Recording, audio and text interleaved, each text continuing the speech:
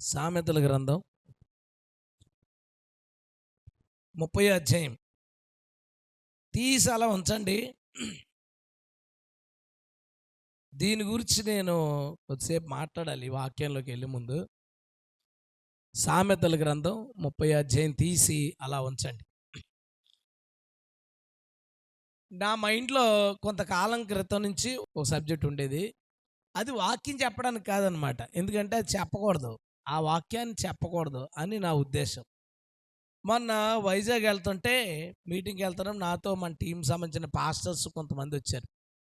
దారిలో నేను వాళ్ళ దగ్గర ఒక పాయింట్ షేర్ చేసుకున్నాను. దాంట్లోది నాకు షేర్ చేసుకోగానే, అన్న భలే ఉంది పాయింట్, ఇది పుస్తకం రాయొచ్చు కదా ఈ సబ్జెక్ట్ మీద అన్నాడు.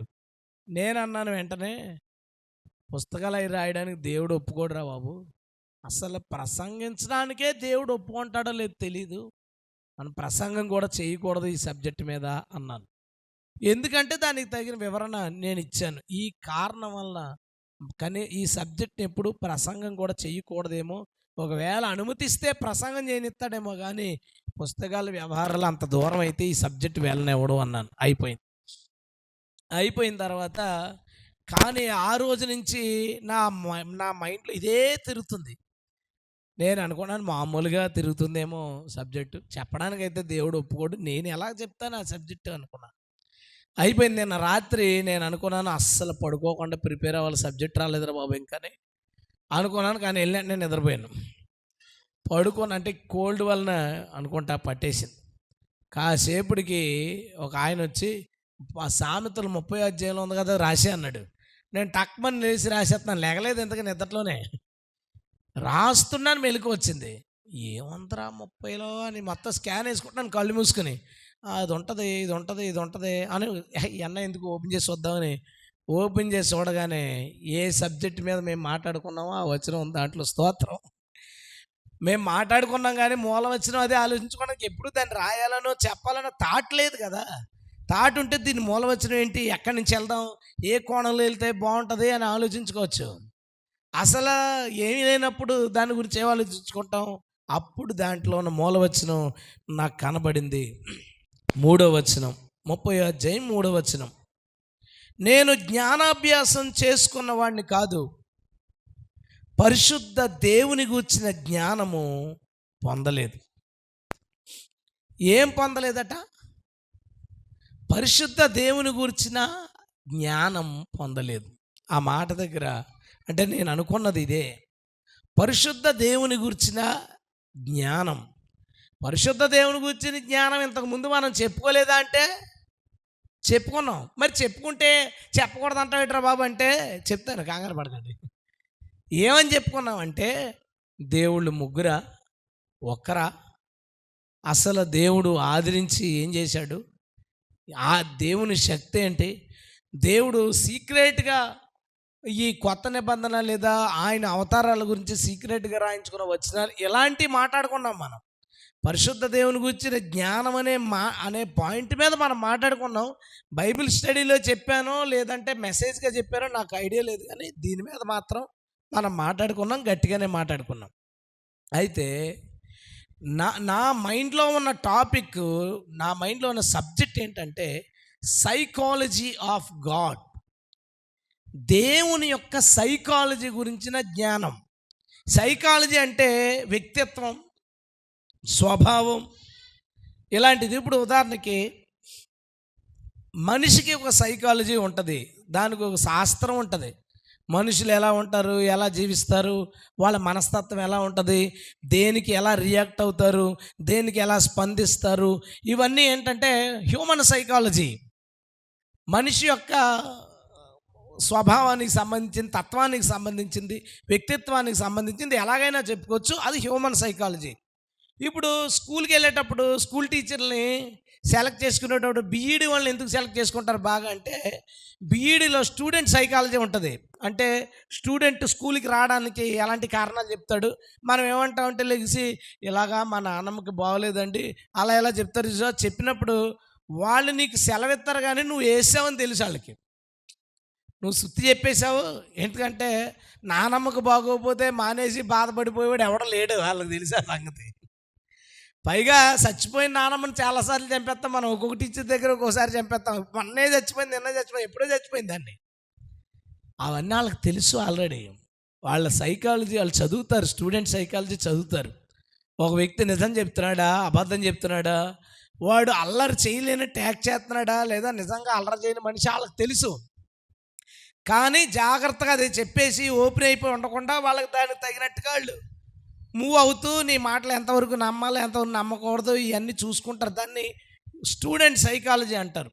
ఇప్పుడు ఒకడిని చంపేశాడు అనుకోండి, పబ్లిక్గా ఒకడు ఇంకొకడిని తలకాయ నరికేశాడు. పోలీసులు వచ్చారని పట్టుకుపోయారు. మనం ఏమనుకుంటామంటే అయిపోయాడు, ఇంకా ఆడు బయటికి రాడు అనుకుంటాం. కానీ ఆడు ఇంటికి, కోర్టుకి, జైలుకి, కోర్టుకి, ఇంటికి, జైలుకి, బెయిల్ మీద బయటకు వచ్చి లోపలికి వెళ్ళి 3-4 సంవత్సరాలు అయితే నువ్వంటావు ఏం ఇండియా, ఏం గవర్నమెంట్, ఏం న్యాయశాస్త్రం. కళ్ళు ముందు ఒకటి చంపేస్తే తీసుకెళ్ళి వాడిని ఏ ఊరు శిక్ష వేసేయకుండా, వాడిని తీసుకెళ్ళి యావజ్జీవ కారాగార శిక్షలో పాడేయకుండా ఇంకా కోర్టులు ఏంట్రా బాబు, ఇంకా ఏంట్రా బాబు అంటావు. విషయం ఏంటంటే వీడు ఆ తప్పు చేశాడు కదా, చంపేశాడు కదా, చంపేసిన తర్వాత పోలీసులు కొట్టచ్చు, ఇంకా ఏదైనా జరగచ్చు. కోర్టుకి వెళ్ళిన తర్వాత అక్కడ ఒక సైకాలజీ తెలిసిన ఒక లాయర్ ఉంటాడు. ఆయన అసలు వీడు ఎందుకు ఇలా చేశాడు, కారణం ఏంటి, పరిస్థితులు ఏంటి, అన్నిటినీ తెలుసుకుంటాడు.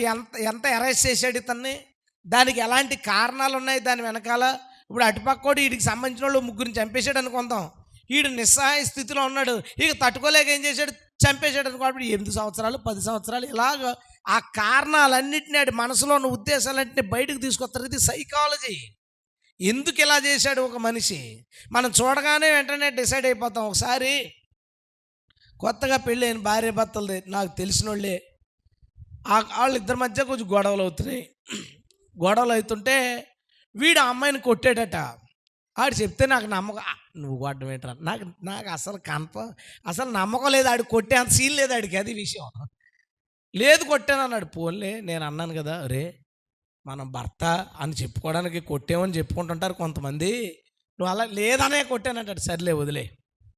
మొత్తానికి అదో సెటిల్మెంట్కి వచ్చింది. ఒకరోజు సెటిల్మెంట్కి వస్తే ఆ సెటిల్మెంట్లో ఆ అమ్మాయి లేచి ఈ నన్ను కొట్టాడంటే లాగిపెట్టి కొట్టేసాడు అంతే. అవునా అని అడిగారు. అవునన్నాడు. అప్పుడు నేను నమ్మాను. అప్పుడు దాకా నా దగ్గర వేసేస్తాడు ఇటు సుత్తి, ఇటు నిజం కాదనుకున్నాను. కానీ జనాల మధ్య చెప్పాడు అవునన్నాడు. ఎందుకు కొట్టేవని అడిగాడు అతను. అడిగితే గొడవ చేసిందంట, ఆగమని చెప్పాడట, ఆగలేదట. అరిసేస్తుందంట, ఆగమని చెప్పాడు, ఆగలేదట. ఏడ్చేస్తుందంట, ఆగమని చెప్పాడు, ఆగలేదట. మేడ నుంచి దూకేద్దామని వెళ్ళిపోతుంటే లాగిపెట్టి కొట్టాడట. అప్పుడు దాకా వీడు కొట్టాడా అనుకున్న వాళ్ళు అందులో కొంతమంది ఆడవాళ్ళే అలాంటప్పుడు ఒకటి పీకినా తప్పులేదన్నారే. నేను ఎంకరేజ్ చేస్తాను అనుకోకండి, మిమ్మల్ని అస్సలు ఎంకరేజ్ చేయట్లేదు. నేను చెప్తున్నది ఏంటంటే సైకాలజీ కోసం చెప్తాను. కొట్టడం తప్పే, కానీ కారణాలు వెతికినప్పుడు సైకలాజికల్గా ఈమె ఎంత డిస్టర్బ్ చేసింది, ఎంత హెరాస్ చేసింది, హెరాస్ చేసినప్పుడు వీడికి తట్టుకోలేక ఆమెను ఒక మాట లేదా ఒక దెబ్బ కొట్టాడు అన్నప్పుడు ఈసారి ఏం చేశారు, ఆ అమ్మాయికి ఎక్కువ క్లాస్ పీకారు. ఆ అబ్బాయికి ఏం జరిగినా నువ్వు కొట్టడం తప్పే, చేయి చేసుకోకూడదు, ఏమైనా ఉంటే నువ్వు పెద్దోళ్ళకి చెప్పాలి ఇలా జరుగుతుందని తప్ప చేయి చేసుకోకూడదని చెప్పి ఆడికి చిన్నగా వార్నింగ్ ఇచ్చే వదిలేశారు. ఈ అమ్మాయికి మాత్రం అరగంట సేపు క్లాస్ స్పీకర్. తప్పు కదమ్మా, చచ్చిపోతాను అంటావేంటి, అలాగంటావేంటి, ఇలాగంటావేంటి అంటే ఆ అమ్మాయి ఏం మాట్లాడలేదు. ఇదంతా ఏంటంటే ఒక సైకాలజీ, మనుషుల యొక్క తత్వం, స్వభావం, పరిస్థితుల వల్ల ఎవరు ఎలాగ రియాక్ట్ అవుతారు, ఎలా రెస్పాండ్ అవుతారని. అయితే ఈ సైకాలజీ అనే శాస్త్రం 100% కరెక్ట్ అంటే కాదు. ఆడేమంటాడంటే ఈ టైంలో ఒక వ్యక్తి ఇలా ప్రవర్తించవచ్చు అంటాడు, ప్రవర్తిస్తాడు అంటావు. ఒకడు ప్రవర్తించవచ్చు, ఒకడు అలా ప్రవర్తించకపోవచ్చు. ఇప్పుడు గూగుల్ న్యూస్లో ఇలా స్క్రోల్ చేస్తున్నప్పుడు అక్కడ ఏముంటుందంటే పక్క బటకనేలు కంటే కాలు బటకన వేలు, దాని పక్కేలు కనుక పొడుగ్గా ఉంటే భార్య మాట వింటాడు, అది కురసగా ఉందంటే భార్య అతని మాట వింటది. ఇలాంటివి కొన్ని వస్తుంటాయి. ఇంకో రకం ఏముంటాయంటే ఒకడు ఆలోచించేటప్పుడు తల ఇలా ఎత్తి ఆలోచించాడంటే ఆడు బ్రిలియంట్, తల దించుకుని ఆలోచించాడంటే కాపీ బ్యాచ్, ఇలాంటివి కొన్ని ఉంటాయి. ఒకడు షేక్ హ్యాండ్ ఇచ్చేటప్పుడు నిలబడి షేక్ హ్యాండ్ ఇచ్చాడంటే ఒక రకం, ఒంగుని షేక్ హ్యాండ్ ఇచ్చాడంటే ఒక రకం, హక్ చేసుకున్నాడంటే ఒక రకం. ఇది సైకలాజికల్గా ఇదిగో ఇన్ని రకాలు చెప్తుంటాడు. నాకేటో ఒకటే సెట్ అవ్వలేదు. అందులో 4, 5 చదివినప్పుడు ఒక్కటి కూడా నా స్వభావానికి నా స్టైల్కి మ్యాచ్ అవ్వట్లేదు. సైకాలజీ, మనిషి యొక్క హ్యూమన్ సైకాలజీ 90% 80% తప్పు అయిపోద్ది. కొన్నిసార్లే అది కరెక్ట్ అవుద్ది. మనిషి కొన్ని వేల మంది మనుషుల్ని కన్నులారా చూసి, కొన్ని వందల మంది రచయితలు, శాస్త్రవేత్తలు మనిషి దీనికి ఇలా రెస్పాండ్ అవుతాడు, ఈ టైంలో ఇలాంటి నిర్ణయాలు తీసుకుంటాడు అని ఇంతమంది కలిసి కూర్చుని తయారు చేసుకున్న హ్యూమన్ సైకాలజీయే చాలాసార్లు ఫెయిల్ అయితే, ఒక మనిషి దేవుణ్ణి ఎప్పుడు చూడలేదు, దేవునితో పక్కన కలిసి తిరిగే అంత అవకాశం లేదు. దేవుడు అనేవాడు చాలా ఉన్నతుడు, మనిషి బ్రెయిన్ చాలా చిన్నది. అంత గొప్ప దేవుని సైకాలజీని ఇంత చిన్న మనిషి చెప్పడం అనేది అంతకన్నా అజ్ఞానమైన చర్య ఇంకొకటి ఉండదు. నిజంగానే ఉండదు. అది నా నమ్మకం కూడా. అందుకే నేను ఎప్పుడు దేవుని గురించి చెప్పినప్పుడు ఆయన సైకాలజీలో కొన్ని విషయాలు నేను చెప్పాను, కానీ స్పెషల్గా దాని గురించి నేను ఎప్పుడు చెప్పలేదు. ఎందుకంటే ఒక మనిషి దేవుని స్వభావం గురించి, దేవుడు ఎలా రియాక్ట్ అవుతాడు, దేవుడు సీక్రెట్గా ఎలాంటి పనులు చేస్తాడు అని చెప్పడానికి సరిపోడు. కానీ దేవుడే స్వయంగా నన్ను ప్రేరేపించినందుకు, నాకు దర్శనంలో నాతో మాట్లాడి ఆ మూల వచ్చిన పరిశుద్ధ దేవుని గురించిన జ్ఞానం అనే మాట నాకు ఇచ్చినందుకు నేను చెప్తున్నాను తప్ప, ఇది నాకు చెప్పడం నాకు ఇష్టం లేదు. చెప్పడానికి నేను సరిపోను, అందులో ఏం డౌట్ లేదు. అసలు ఏ కోణంలోనూ సరిపోను. మీరు కూడా దీన్ని విన్న తర్వాత అంటే ఇంత బ్యాక్గ్రౌండ్ ఇస్తాను, పెద్ద పెద్ద గొప్ప చెప్తాను కాదు, ఆ సబ్జెక్ట్ గురించి నాకున్న భయం, అది నేను చెప్తున్నది. దీన్ని ఎప్పుడు ఎక్కడా కూడా గబుక్కుని చెప్పొద్దు. ఎప్పుడైనా మీతో కూడా స్వయంగా దేవుడు మాట్లాడితే అందులో ఏదైనా ఒక పాయింట్ చెప్పాల్సి వస్తే చెప్పండి, కానీ చెప్పద్దు. అయితే ఇంత అడౌట్ చేసి ఎందుకు రా మాకు ఇది అంటే, అది వినేటప్పుడు మీకు అర్థమవుతుంది దేవుని యొక్క స్వభావము, తత్వము, ఆయన దేనికి ఎలాగూ స్పందిస్తాడు అనే విషయాలు మనకి కనుక ఒకంత అర్థమైతే అవి మన జీవితంలో చాలా చాలా ఉపయోగపడతాయి. దేవుని స్తోత్రం. ఇంకా గట్టి చెప్తాం, హల్లెలూయా. కాబట్టి ఈరోజు అంటే దీన్ని ఎక్కువ విషయాలే చెప్తున్నాను నేను. 2 పాయింట్లు చేయడానికి కూడా ధైర్యం లేదు. మళ్ళీ వచ్చే వారం ఈ సబ్జెక్ట్ వద్దురా బాబు అని 8 పాయింట్లు చెప్తాను ఈరోజు. సింపుల్గానే చెప్పడానికి ప్రయత్నిస్తాను. పార్ట్ 2 చెప్పకూడదని ఇది. మళ్ళీ రాసుకున్నప్పుడు ఇంకొన్ని వచ్చేసినాయి, అన్నీ తీసాను. ప్రభు నన్ను వదిలే అని చెప్పాను.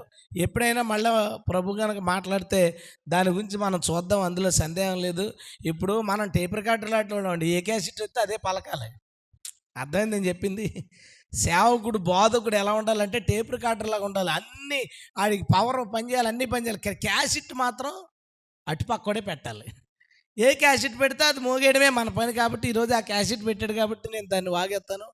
దాంట్లో ఏమైనా తేడా పాడాలు వచ్చినా నాకు సంబంధం లేదు.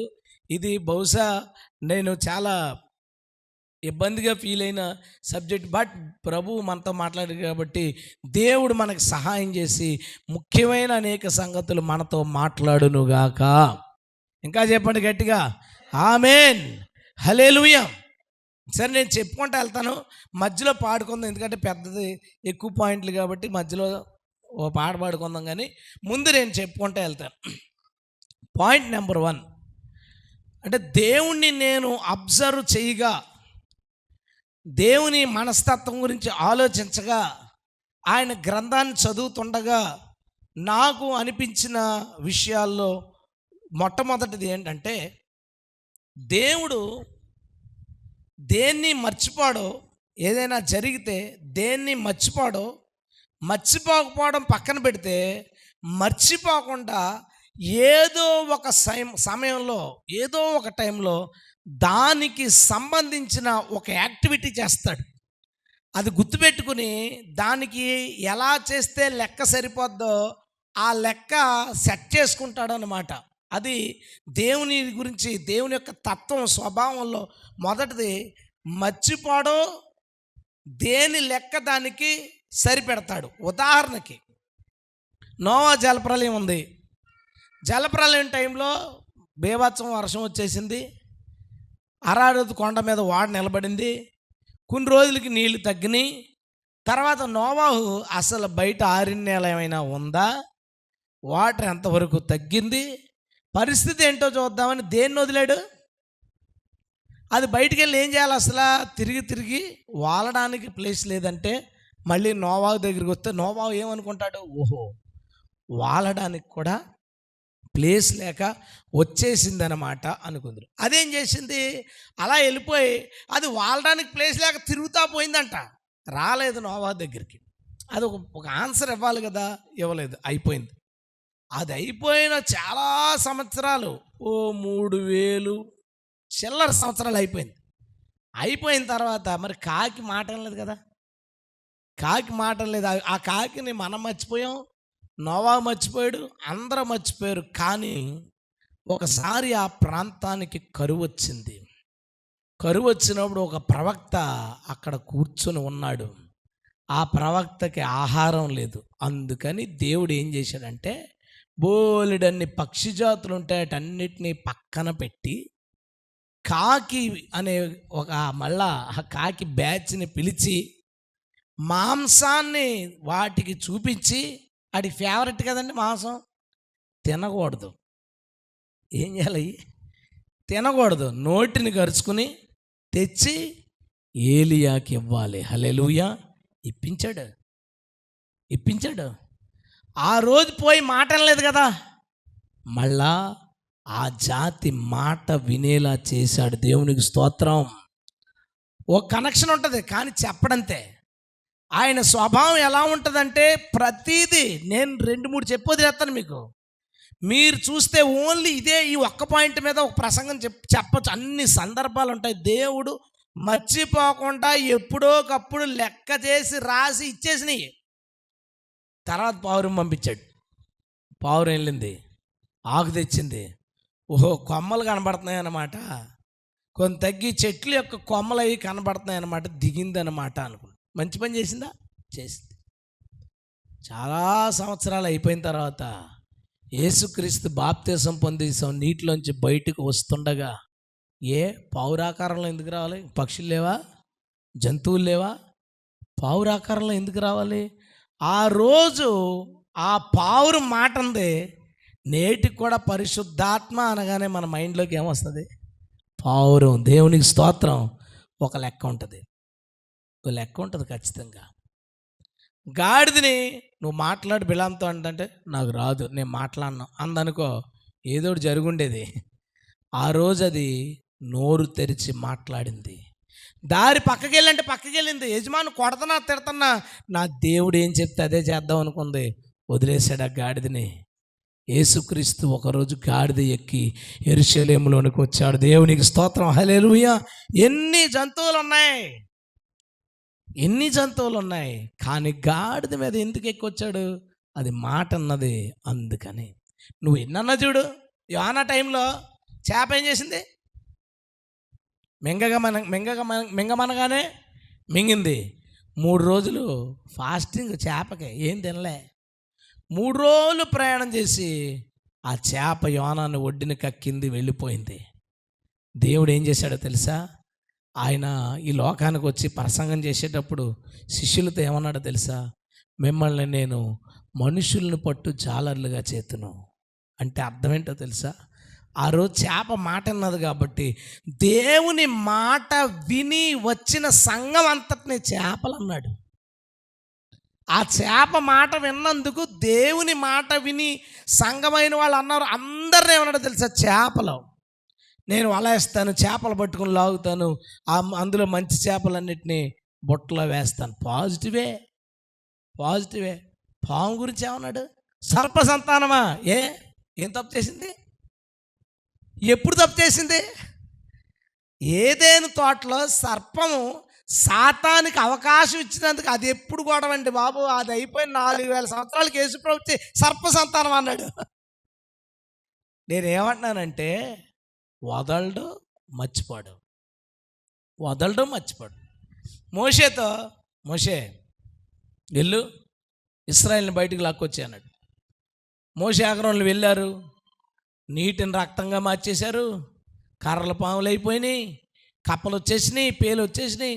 ఎంత రకాలైన ఇబ్బందులు పడిపోయారండి. ఐగుప్తు ప్రజలు తీవ్రమైన ఇబ్బందులు పడ్డారు. ఇబ్బందులు అంటే మామూలు ఇబ్బందులు పడ్డారు. నీళ్ళు లేకపోతే ఎవరు బతుకుతారండి? కంపు కూడా ఎత్తనాయంట నీళ్ళు. అలాంటి దారుణమైన పరిస్థితులు. వాళ్ళు అన్నారు, బాబు వెళ్ళిపోండ్రా బాబు, మీ భక్తి ఏదో మీరు చేసుకోండి అన్నారు. అంటే దేవుడు పంపించచ్చు కదా. దేవుడు ఫరో హృదయమును కఠినపరచెను చేశాడు. ఏదో ఉందన్నమాట.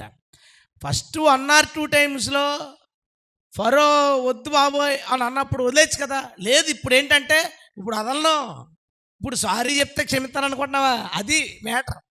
ఫరో హృదయాన్ని కఠినపరిచి మళ్ళీ ఇంకో దారుణం, మళ్ళీ ఇంకో దారుణం, మళ్ళీ ఇంకో దారుణం. ఇక వాళ్ళు చెట్లు పోయినాయి, పొలాలు పోయినాయి, పశువులు పోయినాయి, నీళ్ళు పోయినాయి, పొల్యూషన్ వచ్చేసింది, ఇంట్లో ప్రశాంతత లేదు, ఒంట్లో ప్రశాంతత లేదు, గడ్డలు చాలా బాధలతో ఉన్నాను బాబు, మమ్మల్ని వదిలేయండి, అయిపోయింది మా జీవితం, ఎప్పట్లో తేరుకోలేము అన్నారు. అన్న తర్వాత దేవుడు అన్నాడు మోషేతో, మోషే ప్రతి ఇంటి గుమ్మానికి గొర్రె రక్తాన్ని అంటించు, నేను వస్తాను. ఎవరు వస్తారట? ఆయనే. మీరు చదవండి ఆ సందర్భం, నేను చదివి వినిపిస్తాను చూడండి. నేను వచ్చి రాత్రి వేళ ఐగుప్తు వీధులలో సంచారం చేస్తాను. నిర్గమాకాండంలో 21 నుంచి చదువుతాను, 12వ అధ్యాయం.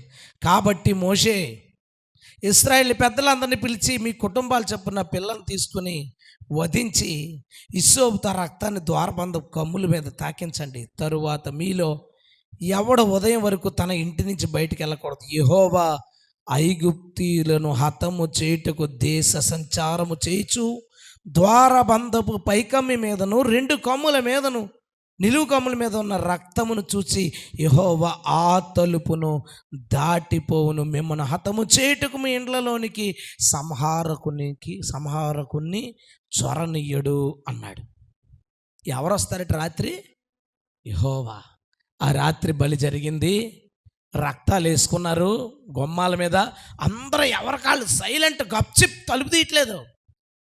సంహారకునిగా దేవుడు సంచరించి ఐగుప్తులో ఉన్న ప్రతి ఇంటిలో ఒక్కొక్కరిని చంపేశాడు. ప్రతి ఇంట్లో ఒక్కొక్కరిని చంపేశాడు. ఇశ్రాయేల్ ప్రజలు తప్ప, ఇశ్రాయేల్ ఇంట్లో తప్ప, ఐగుప్తు ప్రజల ప్రతి ఇంటిలోనూ ఒక చావు. తెల్లవారి చూసుకునేసరికి ప్రతి ఇంట్లోంచి ఏడుపులో, పెద్దోడా పెద్దోడా, అందరితోనే పెద్దోళ్ళు చచ్చిపోయారు, ఏడుతున్నారు. ఫరో కొడుకు కూడా చచ్చిపోయాడు. ఎలా ఉంటుందండి ఆ ఊరు? ఎవరైనా 2 కుర్రోళ్ళు ఒక ఊరికి సంబంధించిన వాళ్ళు సినిమాకు ఎక్కడికో వెళ్ళి వచ్చేటప్పుడు యాక్సిడెంట్ అయ్యి చచ్చిపోతే ఆ ఊరు ఎలా ఉంటుందండి? మరుసటి రోజు ఊరంతా ఏడుతూనే ఉంటుంది. 2 చచ్చిపోతే ప్రతి ఇంట్లోనూ ఒకడు చచ్చిపోయాడు. ఓ ఏడుపులు ఏడుపులు. ఎందుకు ప్రభా, ఎందుకు అలా చేస్తావు? ఎందుకు అలా చేశారంటే, ఒక 100 సంవత్సరాల క్రితం పగది. 100 సంవత్సరాల క్రితం ఈ ఫరో కాకుండా దాని ముందున్న ఫరో ఇశ్రాయేలీల్లో కొడుకులు పుడితే చంపేయండి అన్నాడు. అప్పుడు ఏడలేదా తల్లులు? ఇశ్రాయేల్ ఏడలేదా? అప్పుడు ఏడ్చారు. మంత్రసాల పిల్లల్ని కాపాడుతుంటే ఫరో ఏమన్నాడో తెలుసా?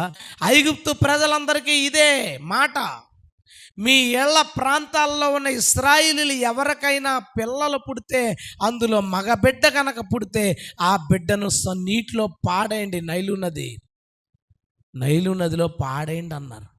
అయ్యా రాజా, చిన్నపిల్లని నదిలో పాడేయడం తప్పు కదా అని ఎవ్వడం అనలేదు.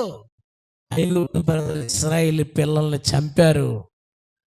కాలం గడిచింది, పోన్లే మనం ఉన్నాం కదా అని వాళ్ళు అనుకోవచ్చు, కానీ దేవుడు మర్చిపోలేదు. దేవుడు మర్చిపోలేదు. ప్రతి ఇంటి వారు ఇశ్రాయేలు పిల్లల చావుకు కారణమయ్యారు కాబట్టి ప్రతి ఇంట్లోనూ ఒక మగబిడ్డను చంపేశాడు. దేవుడు మర్చిపోడు. ప్రతిదానికి లెక్క ఉంటుంది, లెక్క సెటిల్ చేసుకుంటాడు, అందులో డౌట్ ఏం లేదు. ఏది మర్చిపోడు. ఎవరైనా క్రైస్తవులను తిట్టి, పాస్టర్లను తిట్టి అవమానించిన వాళ్ళు ఉన్నారనుకోండి, మనం పోలే ప్రభు అంటాం. ఆయన మర్చిపోడు, అస్సలు మర్చిపోడు. నేను ఏం చేసి ఉండి అనుకుంటున్నావు? పాస్టర్ వస్తే మా వీధిలోకి, ఒరే కాస్ట్లీ బేకర్ వచ్చాడురా, మామూలు అడుక్కునేవాడికి రూపాయి ఇస్తే పోతాడు. ఈ పాస్టర్లకు 10 రూపాయలు, అప్పుడు 10 రూపాయలు ఎక్కువ, చాలా ఎక్కువ. 2 సినిమాలు చూడొచ్చు 10 రూపాయలకి. 10 రూపాయలు ఇస్తే కానీ పోడరా అని పాస్టర్ని ఎటకారం చేసాను. ఇప్పుడు ఏం చేస్తున్నాను నేను? అదే పని చేస్తున్నాను. సేవకునిగా ఉన్నాను, మీరు ఇచ్చే డబ్బులతో బతుకుతున్నాను. నేను అనుకుంటాను ఒక్కోసారి, పగ పెట్టేసుకున్నావా ఊరికినే. కానీ నేను అనుకుంటాను మనసులో, ఎవడు నిన్ను ఏమంటే, ఎప్పుడో వాడి లైఫ్లో ఏదో ఒక టైంలో క్రైస్తవులు కనపడినప్పుడు మా పరిస్థితులు ఎలా ఉన్నాయి, కొంచెం ప్రార్థన చేయండి అనిపిస్తాడు. ఆ నోటితో అనిపిస్తాడు ప్రభు. ఆడు తిట్టి అడుగుతాడు కదా. ఒకసారి సాక్షి విధానం మీటింగ్ జరుగుతుంటే వచ్చి స్టేజ్లు పీకేసి బైబిల్ని చింపేసి మొత్తం అంతా ఒకసారి గన్నట్టుకుని వెళ్ళిపోయాడట, గాల్లో కాల్చేసాడు అతను. ఒకటే సాక్షి, పేరు గుర్తురాట్లేదు. ఈ కాల్ చేసిన వాడికి మొత్తం యాక్సిడెంట్ అయ్యో, మొత్తం కాళ్ళు చేతులు అన్నీ మొత్తం తొప్పరైపోయింది. అయిపోయి బతుకు లేదురా బాబు అనుకున్నప్పుడు యేసయ్య అతనికి కనబడ్డాడు. హల్లెలూయా. ఇంకా అక్కడి నుంచి వెళ్ళి సాక్ష్యం చెప్పేటప్పుడు ప్రతిసారి, రే ఇక్కడ ఎవడన్నా ఆర్ఎస్ఎస్ ఉంటే రండ్రా బాబు, నేను ఆర్ఎస్ఎస్ ఉన్నాయి, జాగ్రత్త, నాలాంటి బతుకు నీకు రాకూడదని మొదలెడతాడు. ఎవడు ఎప్పుడు ఎక్కడ ఎక్కువ తిడతాడో పెట్టుకుంటాడండి మైండ్లో, ఆయన పెట్టుకుంటాడు. అలాగే ఇంకో మాట చెప్పనా, ఒక పావురం మాట విన్నందుకు, ఒక చేప మాట విన్నందుకు వాటి జాతుల జీవితాలని సార్థకం చేశాడు. నీవు ఆయన మాట వింటే, లేదా నువ్వు ఆయన పక్షంగా ఒక చిన్న పరిచర్య, చిన్నది ప్రభు కోసం చేస్తే దాన్ని కూడా ఆయన మర్చిపోడు. దేవుని స్తోత్రం. దానికి తగింది ఇస్తాడు. ఇది దేవుని యొక్క స్వభావం. ప్రతీదీ ఆయన మైండ్లో ఉంటుంది. మైండ్లో ఉండకపోతే ఇంత సృష్టిని ఎక్కడ నడిపిస్తాడండి? ఏకకాలంలో 400 కోట్ల మంది ప్రార్థనలు చేస్తారు రోజు ఏదో టైంలో. ఈ 400 కోట్ల మంది ప్రార్థనలు విని ఎవడ పరిస్థితి ఏంటి చూసుకుని, ఈలోపు మనకేమన్నా ఇప్పుడు కీక్ మంటుంది అనుకోండి, ప్రభా కరెంట్ అంటే అక్కడోడు ఇక్కడ ఎవడనో కలిపి కరెంటు పంపించాలి. ఎన్ని పనులండి! అంత పెద్ద ఆలోచనకర్త కాకపోతే, జ్ఞాని కాకపోతే మానవులందరినీ, ఈ సృష్టి అంతటిని ఎక్కడ నడపగలడు? గట్టిగా అయితే నువ్వు 400 కోట్లు అంటావు, బైబిల్ చదివి బైబిల్ నిజంగా అమ్మో అనుకున్నావు అనుకో, ఎలా ఉంటుందో తెలుసా? ఓ పక్షికి ఆకలేసిందంట, ఏం చేస్తుంది? ఆకాశ పక్షులకు ఆకలేసినప్పుడు అవి దేవుని వైపు చూచుచున్నవి. హల్లెలూయా. 400 కోట్ల మనుషుల గురించి అంటున్నావు. 90 లక్షల రకాల జాతులు ఉన్నాయి. ఒక్కో జాతికి ఎన్ని కోట్ల జీవులు ఉంటాయి తెలియదు. 90 లక్షల రకాల జాతుల జీవులుంటే ఆ 90 లక్షల రకాలు ఆకలేసిన, ఆపదొచ్చిన అవి చూసేది సృష్టికర్త అయిన యేసు వైపుకే. హల్లెలూయా. అంత గొప్పోడు, అటన్నిటిని నడిపిస్తున్నవాడు. అంత నడిపిస్తున్నవాడు అయ్యో మర్చిపోయాను అంటాడా? ఏదైనా కాదు. ప్రతిదీ నీవు ఆయన గురించి చేసిన ప్రతి మంచి, ఆయన విషయంలో చేసిన ప్రతి చెడు ఆయనకి గుర్తుంటుంది. మర్చిపోడు, దాన్ని మొండిగా తీసుకుంటాడు. ఎవరు ప్రభువుని అవమానించారో వాళ్ళు మోకరించేలా చేస్తాడు. మోకరించేలా, ప్రభు నువ్వు తప్ప నాకు వేరొక శరణు లేదని పాడేలాగా, స్తుతించేలాగా, ఘనపరిచేలాగా చేస్తాడు. ఇది దేవుని యొక్క స్వభావాల్లో మొదటిది. దేవునికి స్తోత్రం. హల్లెలూయా. నెంబర్ 2, రెండోది ఏంటంటే ఆయన స్వభావాల్లో, మన పిల్లలు ఆడుకుంటున్నారు అనుకోండి, ఆడు ఇలా పడిపోబోతున్నాడు అనుకోండి, తల్లి కానీ తండ్రి కానీ చూసి ఉండలేదు, పరిగెత్తుకెళ్ళి పట్టుకుంటుంది. రేపు పడిపోకూడదురా, పడిపోతారా జాగ్రత్త అని చూసుకుంటారు. చూసుకోకపోతేనే పడిపోతుంటారు. దేవుడు అలా కాదు. దేవుని స్వభావం ఎలా ఉంటుందంటే, నీ జీవితంలో ఏం జరుగుతుందో అవన్నీ అలా జరుగుతూనే పోతాయి. అది ఒక సిస్టమ్. ఒకసారి ప్రసంగి తీస్తారా? ప్రసంగి గ్రంథం 7వ అధ్యాయం